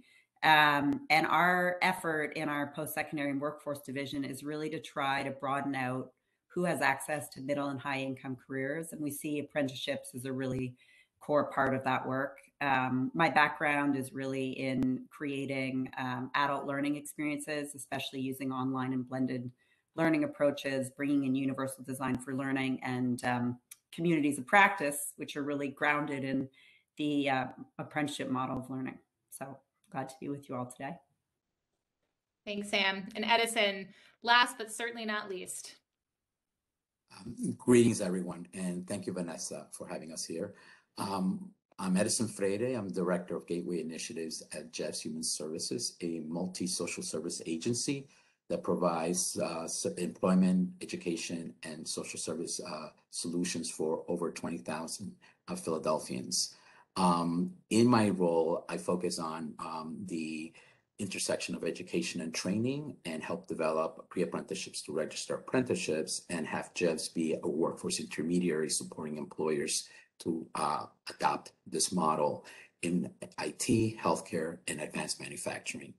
Prior to that, I'm an educator at heart. I was an educator for over 20 years, and I primarily focus with working with urban youth, both as a teacher, mentor, coach, supervisor, and as an employer with the School District of Philadelphia, where I help found the Urban Technology Project, which is the nation's longest continuous running information technology register apprenticeship for urban youth. My passion is to create access for everyone. Thanks so much, Edison. So I'd love for us to get started with just a little bit of grounding in what accessibility is. And Sam, if you wouldn't mind, I'd love to have you maybe respond to that first and share your knowledge around that. Yeah, thanks, Vanessa. So accessibility really is shaped by, what we need to do and how we interact with the environment, and, our needs. And what happened is the U.S. Department of Justice and the U.S. Department of Education issued a joint Dear Colleague letter in 2010 that went out to higher education presidents across the country. And that really became the sort of definition for accessibility that's used in the context of workforce development, and also the education system broadly. And what it means really is that a person with a disability is able to acquire the same information, engage in the same interactions, and enjoy the same services, and really importantly, in an equally effective and equally integrated manner with substantially equivalent ease of use as a person without a disability. So practical example, for example, in a registered apprenticeship might be a person with a visual impairment needs to use an OSHA safety training manual to be able to complete their work. They would be able to get that manual at the same time as other registered apprentices in a digital format, in a well-structured document that allowed for them to use a technology such as JAWS, which allows for screen reading, so can read the text aloud to them. And they would be able to learn that information to build the skills they need in the same way as a person without a disability also pursuing that registered apprenticeship. So it's a kind of somewhat technical definition, but it's very powerful in that it says that individuals with disabilities in education and training environments and the workforce need to have the same access and the same rights and the same abilities as others. And we can address that by ensuring that our technologies, our materials, our physical spaces are accessible to those individuals as they pursue education and training. Thanks, Sam. I really appreciate that. And I have a follow-up question for Christy and Francesca, but first I would like to see if anybody else wants to add on to that fantastic definition that you've provided us. Okay. So Francesca and Christy, as you know, as people who are designing and offering registered apprenticeships through your organizations, I'd love, just thinking about what Sam has shared, for you to speak a little bit about why you feel that prioritizing accessibility in registered apprenticeship in particular is so important. And Christy, maybe we could start with you. Sure. So, Wistar really sees training the next generation of scientists as part of its mission. And we really want to make sure that this next generation of scientists is diverse and inclusive. We know that that's what we need for the field to succeed going forward. And for Aon, we really wanted to kind of change and open the pipeline, the aperture of the applicant pool by connecting with individuals that might not have otherwise had an opportunity to get their foot in the door in the corporate environment. That's fantastic. And Edison, I might invite you also to respond, given your background in establishing apprenticeship programs. Yes, I think that, what we're really talking about is that all these practices really foster the opportunity for employers to widen their talent pool. And so why not? Because as Christy said, we're all aiming to make ourselves more innovative, more competitive. So the more diverse talent we can attract, the more opportunities we have to achieve those goals. So let's talk a little bit then about, how you're actually designing these programs, because I think you're so right. This is a practice that can help employers increase who they're recruiting into these programs and into their employment. It's good practice for all workers. But, there's also the design piece, sort of the practical implementation of making sure that accessibility shows up. And Francesca, I wonder if you could speak first about how Aon is doing this, and then Christy, maybe we could move over to you. Sure. So Aon we're registered with the Department of Labor in 3 tracks, IT, HR, and insurance. We're currently primarily focusing on our insurance track, and working with the partner community colleges on a national level. So each of our cities, we're aligned to a college as well as a nonprofit organization that helps support our program in terms of being able to provide wraparound services to our apprentices. The way that we've structured our program is that we have worked closely with the community college in designing and our 2-year program curriculum that is focused on an associate's in applied science with a concentration in business, and working closely with the nonprofit so that we are also in designing our on-the-job learning experiences, that the apprentices feel fully supported, and that they're also receiving that support, not just at work, but also with their academics as well as their personal. So as things come up personally, that nonprofit support provider, which we refer to as the career navigators, can help them navigate that space. And then with respect to our design, we have individuals on our team that help really plan out the 2-year learning journey. Starting from corporate induction for those that have not had any experiences in working in corporate, to then ultimately getting into some specific items around insurance, and tying it back to the curriculum at the college. And so if we're introducing them to, say, Business 101, we're implementing things on the business side, the on-the-job learning experience, such as elevator pitches and walking them through some of what that would look like, and working closely with the apprentices, again, making necessary accommodations where needed to ensure that we're meeting everyone's needs. I'm going to echo the importance of partnerships. So our biomedical technician training pre-apprenticeship actually started as a program with the Community College of Philadelphia over 20 years ago. And as we are expanding regionally, we are still partnering with community colleges because we know that's where more non-traditional students start their post-secondary education. And then we are also expanding a cohort to individuals in the public workforce and partnering with an organization to help us provide those supportive services. I think is going to be really important for the success of that, other expansion. As my colleagues has noted, the key to designing for accessibility is the engagement and the buy-in from the employer, and who's the critical piece here in terms of building apprenticeship programs. JEVS as an intermediary sort of helps smaller employers to think about this. We approach our work with the premise that every employer that wants to build an apprenticeship seeks to create supportive work environments for ensuring that their diverse talent thrives. So what we do is we focus on what do we need to build the apprenticeship, engage in conversations, often, uncomfortable conversations, but meaningful conversations, and sort of guided conversations that involve the reflection, exploration, and planning that it may take. And we start with this question, how can we employers create the conditions necessary for diverse workers to thrive in our company, using and leveraging our most valuable assets, our employers. So the whole thing is about people. And when we talk about people in that term as assets, we're also talking about how do we then address issues from the talent pool that they have.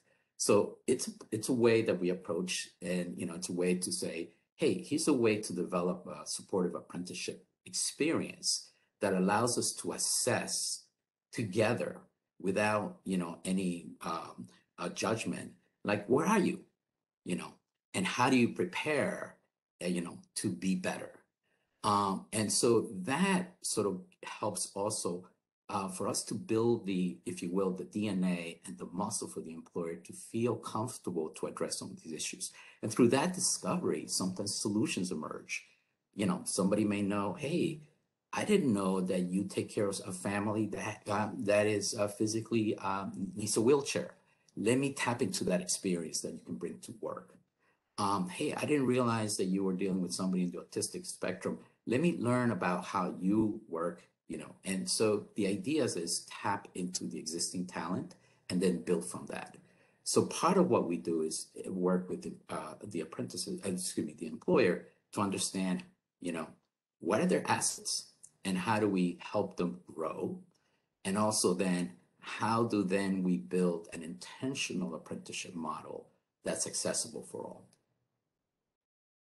Yeah, just to add one more thing onto that, that Edison said, one of the things that Wistar's done, even as a medium-sized organization and employer, is we serve as the sponsor and also an employer in our group apprenticeship. So using the group apprenticeship allows us to work with those small biotech companies that don't have the resources to sponsor their own and support their own apprenticeship yet, but still take advantage of this model.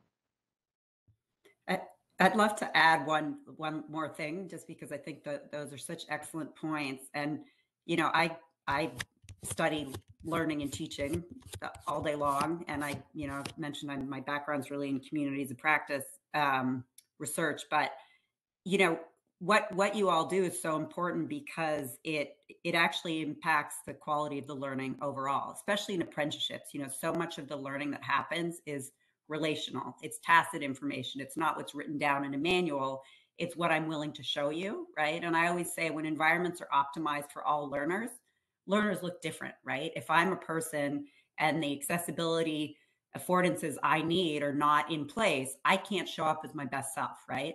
When I can show up as my best self, then you can learn from me and you can learn with me. And how we all succeed as apprentices is way better. We know already that things like goals are much more readily achieved when people have multiple and diverse models to get there, right? When I can borrow a little from you and I can borrow a little from you, I have a reasonable basis to think I can get there too.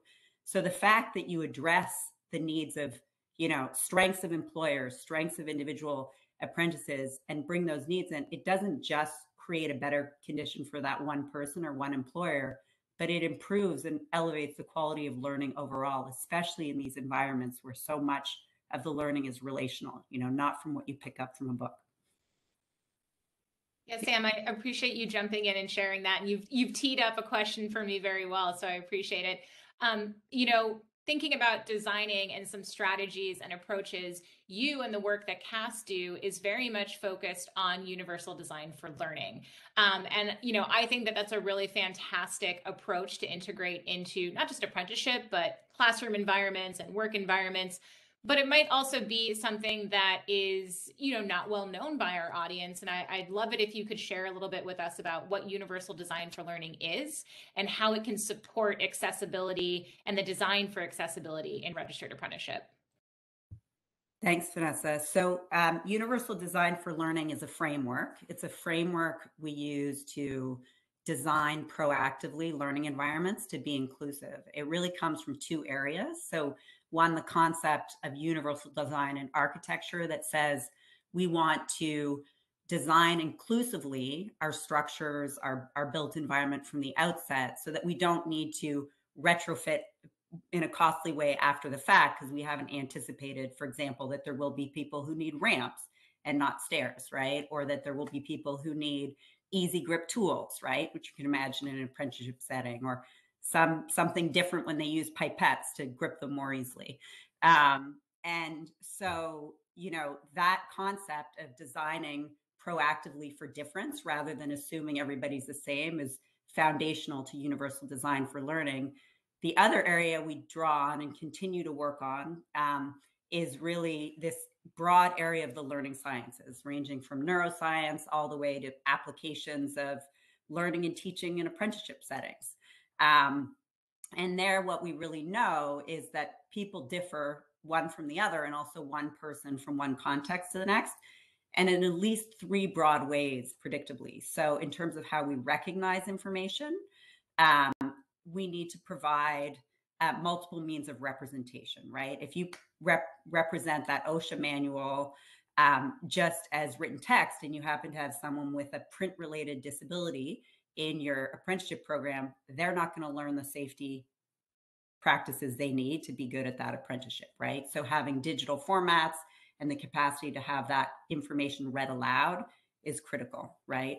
And then they also differ, and this is so significant for apprenticeships, in terms of how they're strategic, their executive functioning, right? How they plan, how they organize, and so what we need to do is we need to provide, never lowering our standards, but we really need to provide more than one way for people to act on information and express what they know.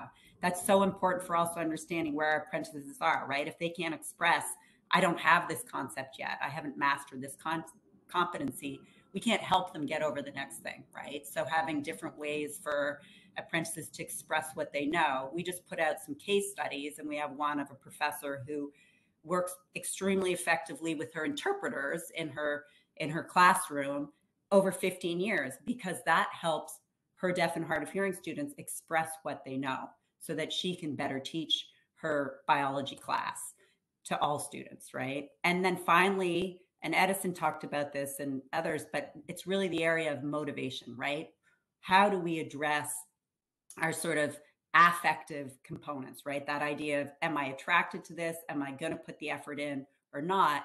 And we have to think about different motivational pathways. Apprenticeships always already do that so well. So it really is about enhancing that work. And then just the relationship between universal design for accessibility. Accessibility is part of universal design for learning and part of the universal design for learning framework, which is really a set of guidelines that support ways to ensure that we can apply to learning environments these practices to better include all learners. That's so helpful, Sam. And as you're describing this, it's making me think about the point, Francesca and Christy, that you both shared at the start of the panel around the importance of partnerships. And I imagine that implementing these kinds of strategies, it's not something that you can do on your own. Partnerships are really critical. And so Francesca, and then moving over to Christy, I'd love if you could maybe describe how you have worked with maybe a specific partner or a group of partners to address accessibility needs and provide the materials or the design elements in your registered apprenticeship so that your participants are getting what they need to be successful. Sure. So the one example that I can provide is one of the partner community colleges, specifically in the DC area. We had an apprentice that identified that they had a learning disability, and ensuring that we had the apprentice connected to the necessary contacts at the college to ensure that they are providing the necessary or following the necessary steps that the college has in place to meet their accommodation needs. And then also working closely with our nonprofit organization that provides the wraparound support, the Career Navigator, worked closely, is still working actually closely with the apprentice on ensuring that the college and that the apprentice also follows through on the needed documentation. But really, I think we've gotten to the point where that apprentice feels like they have been supported by the community college partner as well as the nonprofit organization in for the accommodation that they need. I'm trying to think of the word where they are, have the audio and as well as like the text available for them to be able to follow along. There were some other accommodations that were made for for a particular apprentice around being gender neutral, so ensuring that we are also being inclusive of that as well. And so it just happened to be, same college, same organization that was helping support us there, as well as making the necessary accommodations internally within AON, so that the apprentice also felt supported in their learning, as well as AON being an ally for that apprentice. Yeah, thank you, Francesca. Yeah, I agree, Francesca. I think as Sam said, you don't need to be the expert. And so I was really excited that when we were renovating space for our new, hands-on training laboratory at the Wistar Institute, that we worked with architects who were, already experts in universal design and helped us design our new lab space to make sure it was handicapped accessible. I think the other thing that we think about in science, and again, what's good for students with special needs is also good for all students, is teaching that there's not one right way to do things.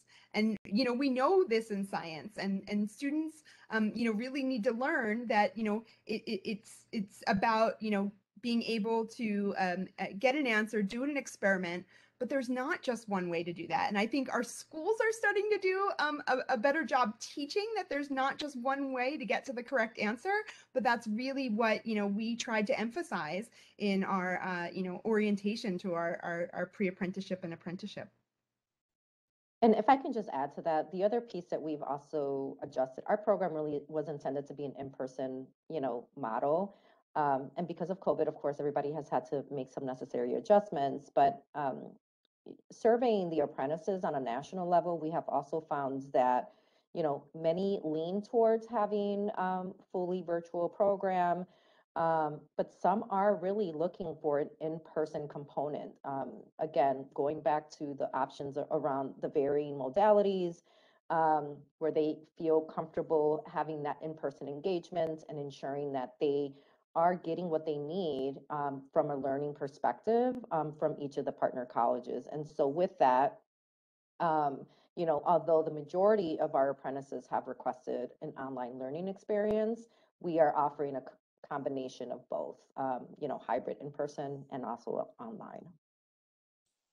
Francesca, I love that you are highlighting ways that you're sort of soliciting feedback from your participants. I think that is part of how you build inclusive apprenticeship models, right? They have to have the voice of the individuals that are experiencing them. Christy and Edison, as folks who are also either working with apprentices or pre-apprentices or designing these programs, I'm wondering if you could speak a little bit to how you all try to bring participant voice in, but maybe with more of a focus on how you use participant voice to sort of validate that the way you're designing a program is actually meeting their needs. From Jeff's perspective, it starts earlier, before they even in the workplace. So we are also working to build pre-apprenticeship programs internally, also with partners. And in that model, the most important thing is to have a culturally responsive level of learning and instruction. And so part of that is starting with the idea of everybody comes with some kind of knowledge, and so how do we acknowledge those contributions? Then connecting the learning to real world issues, to contextualizing the learning through an internship, through service learning, through anything that demonstrates to young people the immediate acquisition of skills can be quickly applied. And then something around having everyone work in diverse groups. And lastly, like you said, always welcoming the learning feedback throughout the learning experience and acknowledging that we're not the experts, but together co-protagonists in a learning experience that may look different for the next cohort. And one thing that we learned through all of this, believe it or not, that we implemented in the previous is this idea of using consistent body language for all learners. That's incredibly important. It seems out of sync from this, but that's really important. And because obviously it's this idea of treating everybody equally. So from that it has emerged, and this is the more difficult thing, but COVID has taught us the idea that can we meet the learning preferences of candidates as much as possible? Are there ways that we can do online, hybrid, or in person? What does it take? What does it mean to be a coach, to be a tutor? How do we ensure that contextualized learning is really contextualized? And then, and how do we enable and empower the learner to also transfer this way of acknowledging their learning style, as well as the advocacy to put into practice in the workplace? So that's kind of what I tie to this deeper conversation we need to have with employers, where we get their buy-in that the process of the apprenticeship development, but then the apprenticeship experience, it's a shared responsibility, but it's also a shared opportunity for a win-win for everyone. Yeah, I'll agree with Edison. Nobody knows the learner's experience like the learners themselves. So the importance of, asking before, during, and after any programming. But I think in order to get honest answers, you need to really build trust and create community. So that's something that, we really tried to do at the start of our programs. Because when you do that, apprentices are more likely to come to you during the program if there's a problem, so that you can, help to improve it. Yeah, I was just going to add, I think that's so important to do also, especially if you're thinking about online and hybrid programs when you think about technology. So one of the things we do at CAST is, research, but into early stage software development. And we worked through a National Science Foundation grant with Youth Build for about 4 years to co-design a personalized and portable e-portfolio. And, some of the things we learned by, we met with Youth Build sites 27 times before we'd even created anything, really doing very intensive co-design work across multiple states. And we learned things that we wouldn't have known otherwise. We learned that outside of the program, young people had access to their mobile phones, but not on other things. So we built a mobile first strategy. The ePortfolio works well on all technologies, right? Desktop, tablets, but it's mobile first. And so what it meant is the young people could carry their learning because it was designed mobile first from one setting to the next, right? They could continue their learning on. We learned that their STEM knowledge, this was focused on, really happened the most through their hands-on experiences. So connecting the classroom experience and gathering evidence there to work was really critical. We learned that the competencies they needed in STEM weren't automatically clear. And so we sort of built plain language definitions, co-designed these for key STEM competencies that were available at the time of use as they were sort of building evidence for their ePortfolio, and many, many other things. But the tool has now been adopted and adapted to multiple different settings because we work so closely to listen to our learners and take their expertise at the outset. And I think that's something you can do with any technology you're using. Look at how well have they really thought about the users, including users with disabilities who require things in accessible format at the outset. And if they haven't done that, the technology is going to fall short at some point. So I just think it's so important to just listen to our learners' expertise all the way through. Yeah, I really appreciate all of this. And it's making me think that this has been a really robust conversation with lots of different strategies and frameworks. And, maybe taking a step back, if you were speaking to an employer or a registered apprenticeship sponsor, someone designing a program, they're brand new, they have never designed for accessibility before, what would be your recommendation, your advice, or a starting point that you might refer them to help them kind of get their feet wet or get their bearings in this space? And Sam, I'd love to start with you. Thanks, Vanessa. Well, the first thing I'll say is we run a federally funded center, the National Center on Accessible Education Materials and Technologies, and it'll be available, a link will be available in the resources. It's a free center. It's got lots of resources. Please use it and please reach out. These are your tax dollars at work. So, I would say that's important. The second thing I would say is you don't need to be an expert. Even as a cast, we have people who are experts in accessibility, but we also have people like me who know some things and don't know a lot of things. And we actually got State Department of Labor funds through the Workforce Training Fund, which is a similar fund exists in every state, to bring in an external expert to train our entire staff in accessibility best practices, so that whether it was our staff members with disabilities who required things in an accessible format or clients, that not an invoice went out or not a slide deck went up that wasn't thoughtful about including people with disabilities.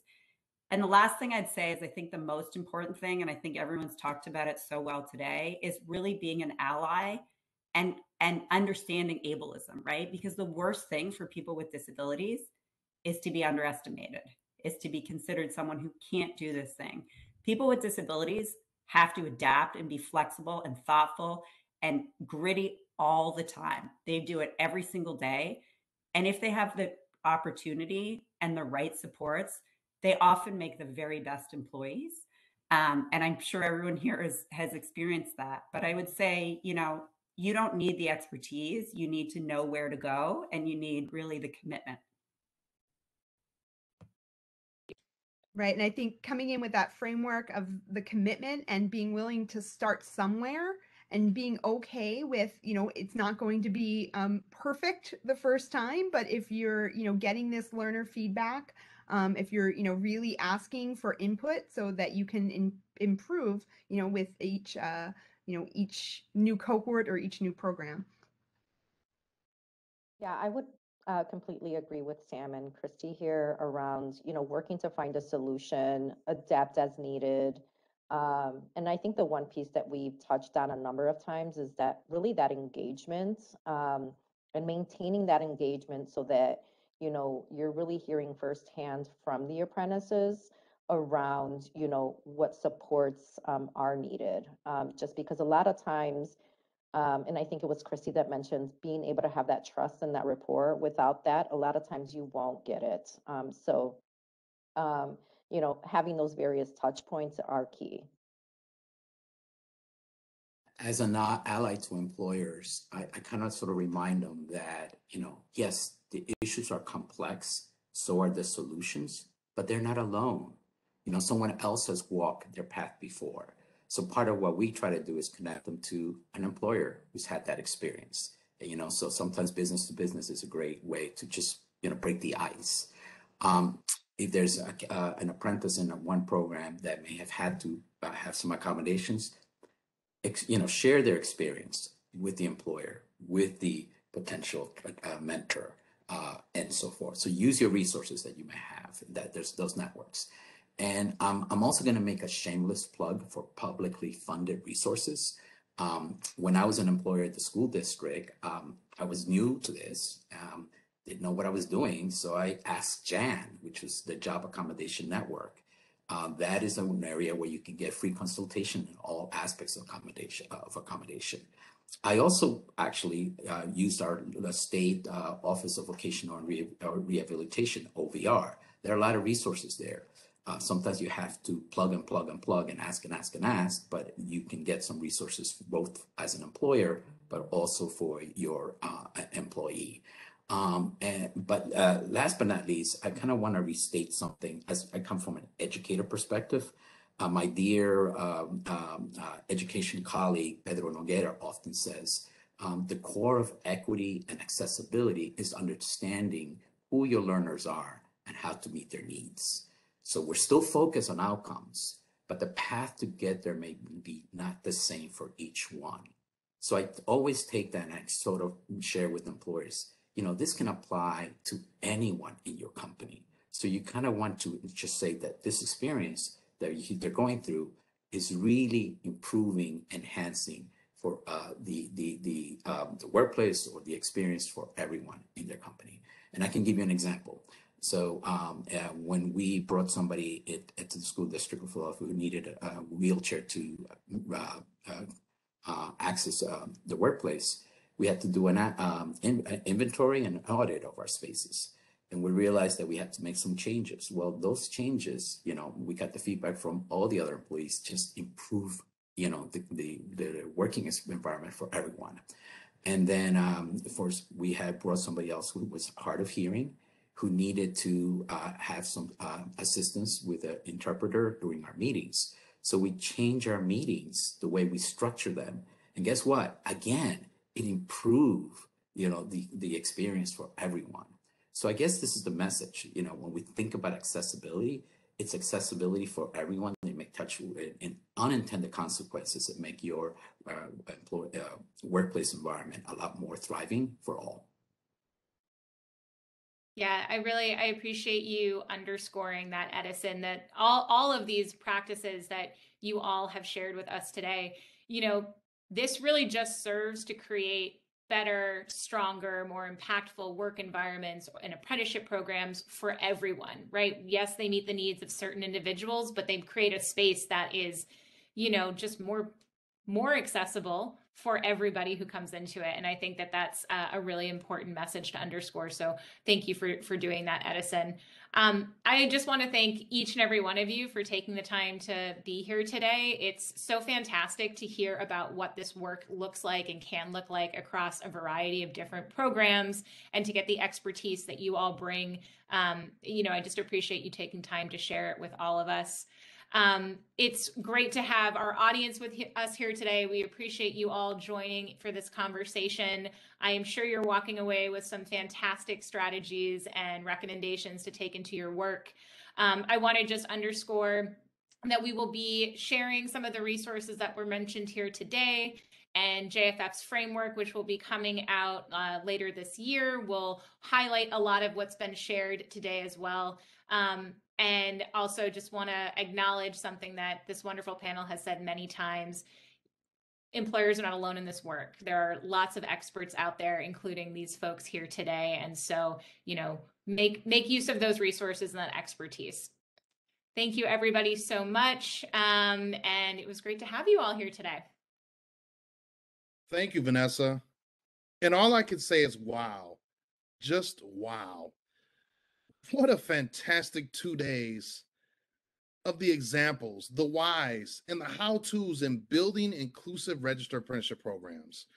I'm very thankful for my fellow JFFers, Eric Selesnow, Deborah Kobus, Miriam Sullivan, and Vanessa Bennett for their commitment to the past 2 days of leading this relevant and important conversation. And I'd be remiss not to thank my whole core team from the Innovation Hub, Maria Cabilla, Jen Meyer, and Mariella Rehnquist, for their months of work to deliver a value-added 2 days for each of you that have joined us.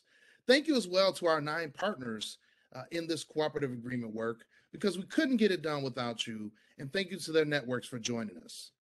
As we close out JFF's first ever virtual Getting Serious About DEIA Summit, I'm going to be honest, I never imagined we would be able to share so much useful and powerful information in such a relatively small amount of time. 2 days, a couple hours each day. Having these conversations about organizational readiness, partnerships and engagement, and program design has happened in silos across the country, but it's time we have those conversations in front of everyone and come up with real-world solutions to the barriers that have historically disenfranchised underserved communities from the promise of apprenticeship. I know I can be a little biased, but hearing from an apprentice or any past apprentice who has benefited from an employer being intentional in their efforts provides so much support for our mission. And I'm glad we were able to bring you former and current apprentices throughout the past 2 days. Make no mistake, though, the work does not stop here. And we're hoping the conversation with us doesn't either. While we've seen some growth in inclusive registered apprenticeship programs across the country, there is still an immediate need in creating visible access points and the removal of barriers to success for underserved communities. I'm challenging each and every one of you to go back to your organization and see what is working, what isn't working, and then make a list of what you want to do moving forward. As I said yesterday, just do something to start the conversation. The JFF Innovation Hub and its valuable partners are ready to engage with each and every one of you in this critical work of building equity at the core of workforce engagement to create those visible access points for everyone into registered apprenticeship. There are 2 types of ways to engage the JFF Innovation Hub. Beginning today, you can sign our DEIA pledge, where you will join a national community of apprenticeship stakeholders and employers who are supporting the creation of inclusive registered apprenticeship system. The link is in the chat for our pledge. Please feel free to reach out with any questions you may have about signing the pledge. You can also engage with us for one-on-one technical assistance and coaching at no cost to you or your organization. Getting assistance with topics such as understanding and implementing EEO regulations, understanding the roles of community-based organizations in apprenticeship, program design support for retention, among other topics. Please use the link in the chat to reach out to us to request technical assistance as well. We look forward to seeing and talking to each of you in the coming weeks and months. I will close this summit out with a quote from a very dear friend of mine with a small tweak by me. There are wood ships and good ships and ships that sail the sea, but the best ships are inclusive apprenticeships, and may they always be. Once again, thank you for your time the past 2 days. Have a great rest of the week. Goodbye, everyone.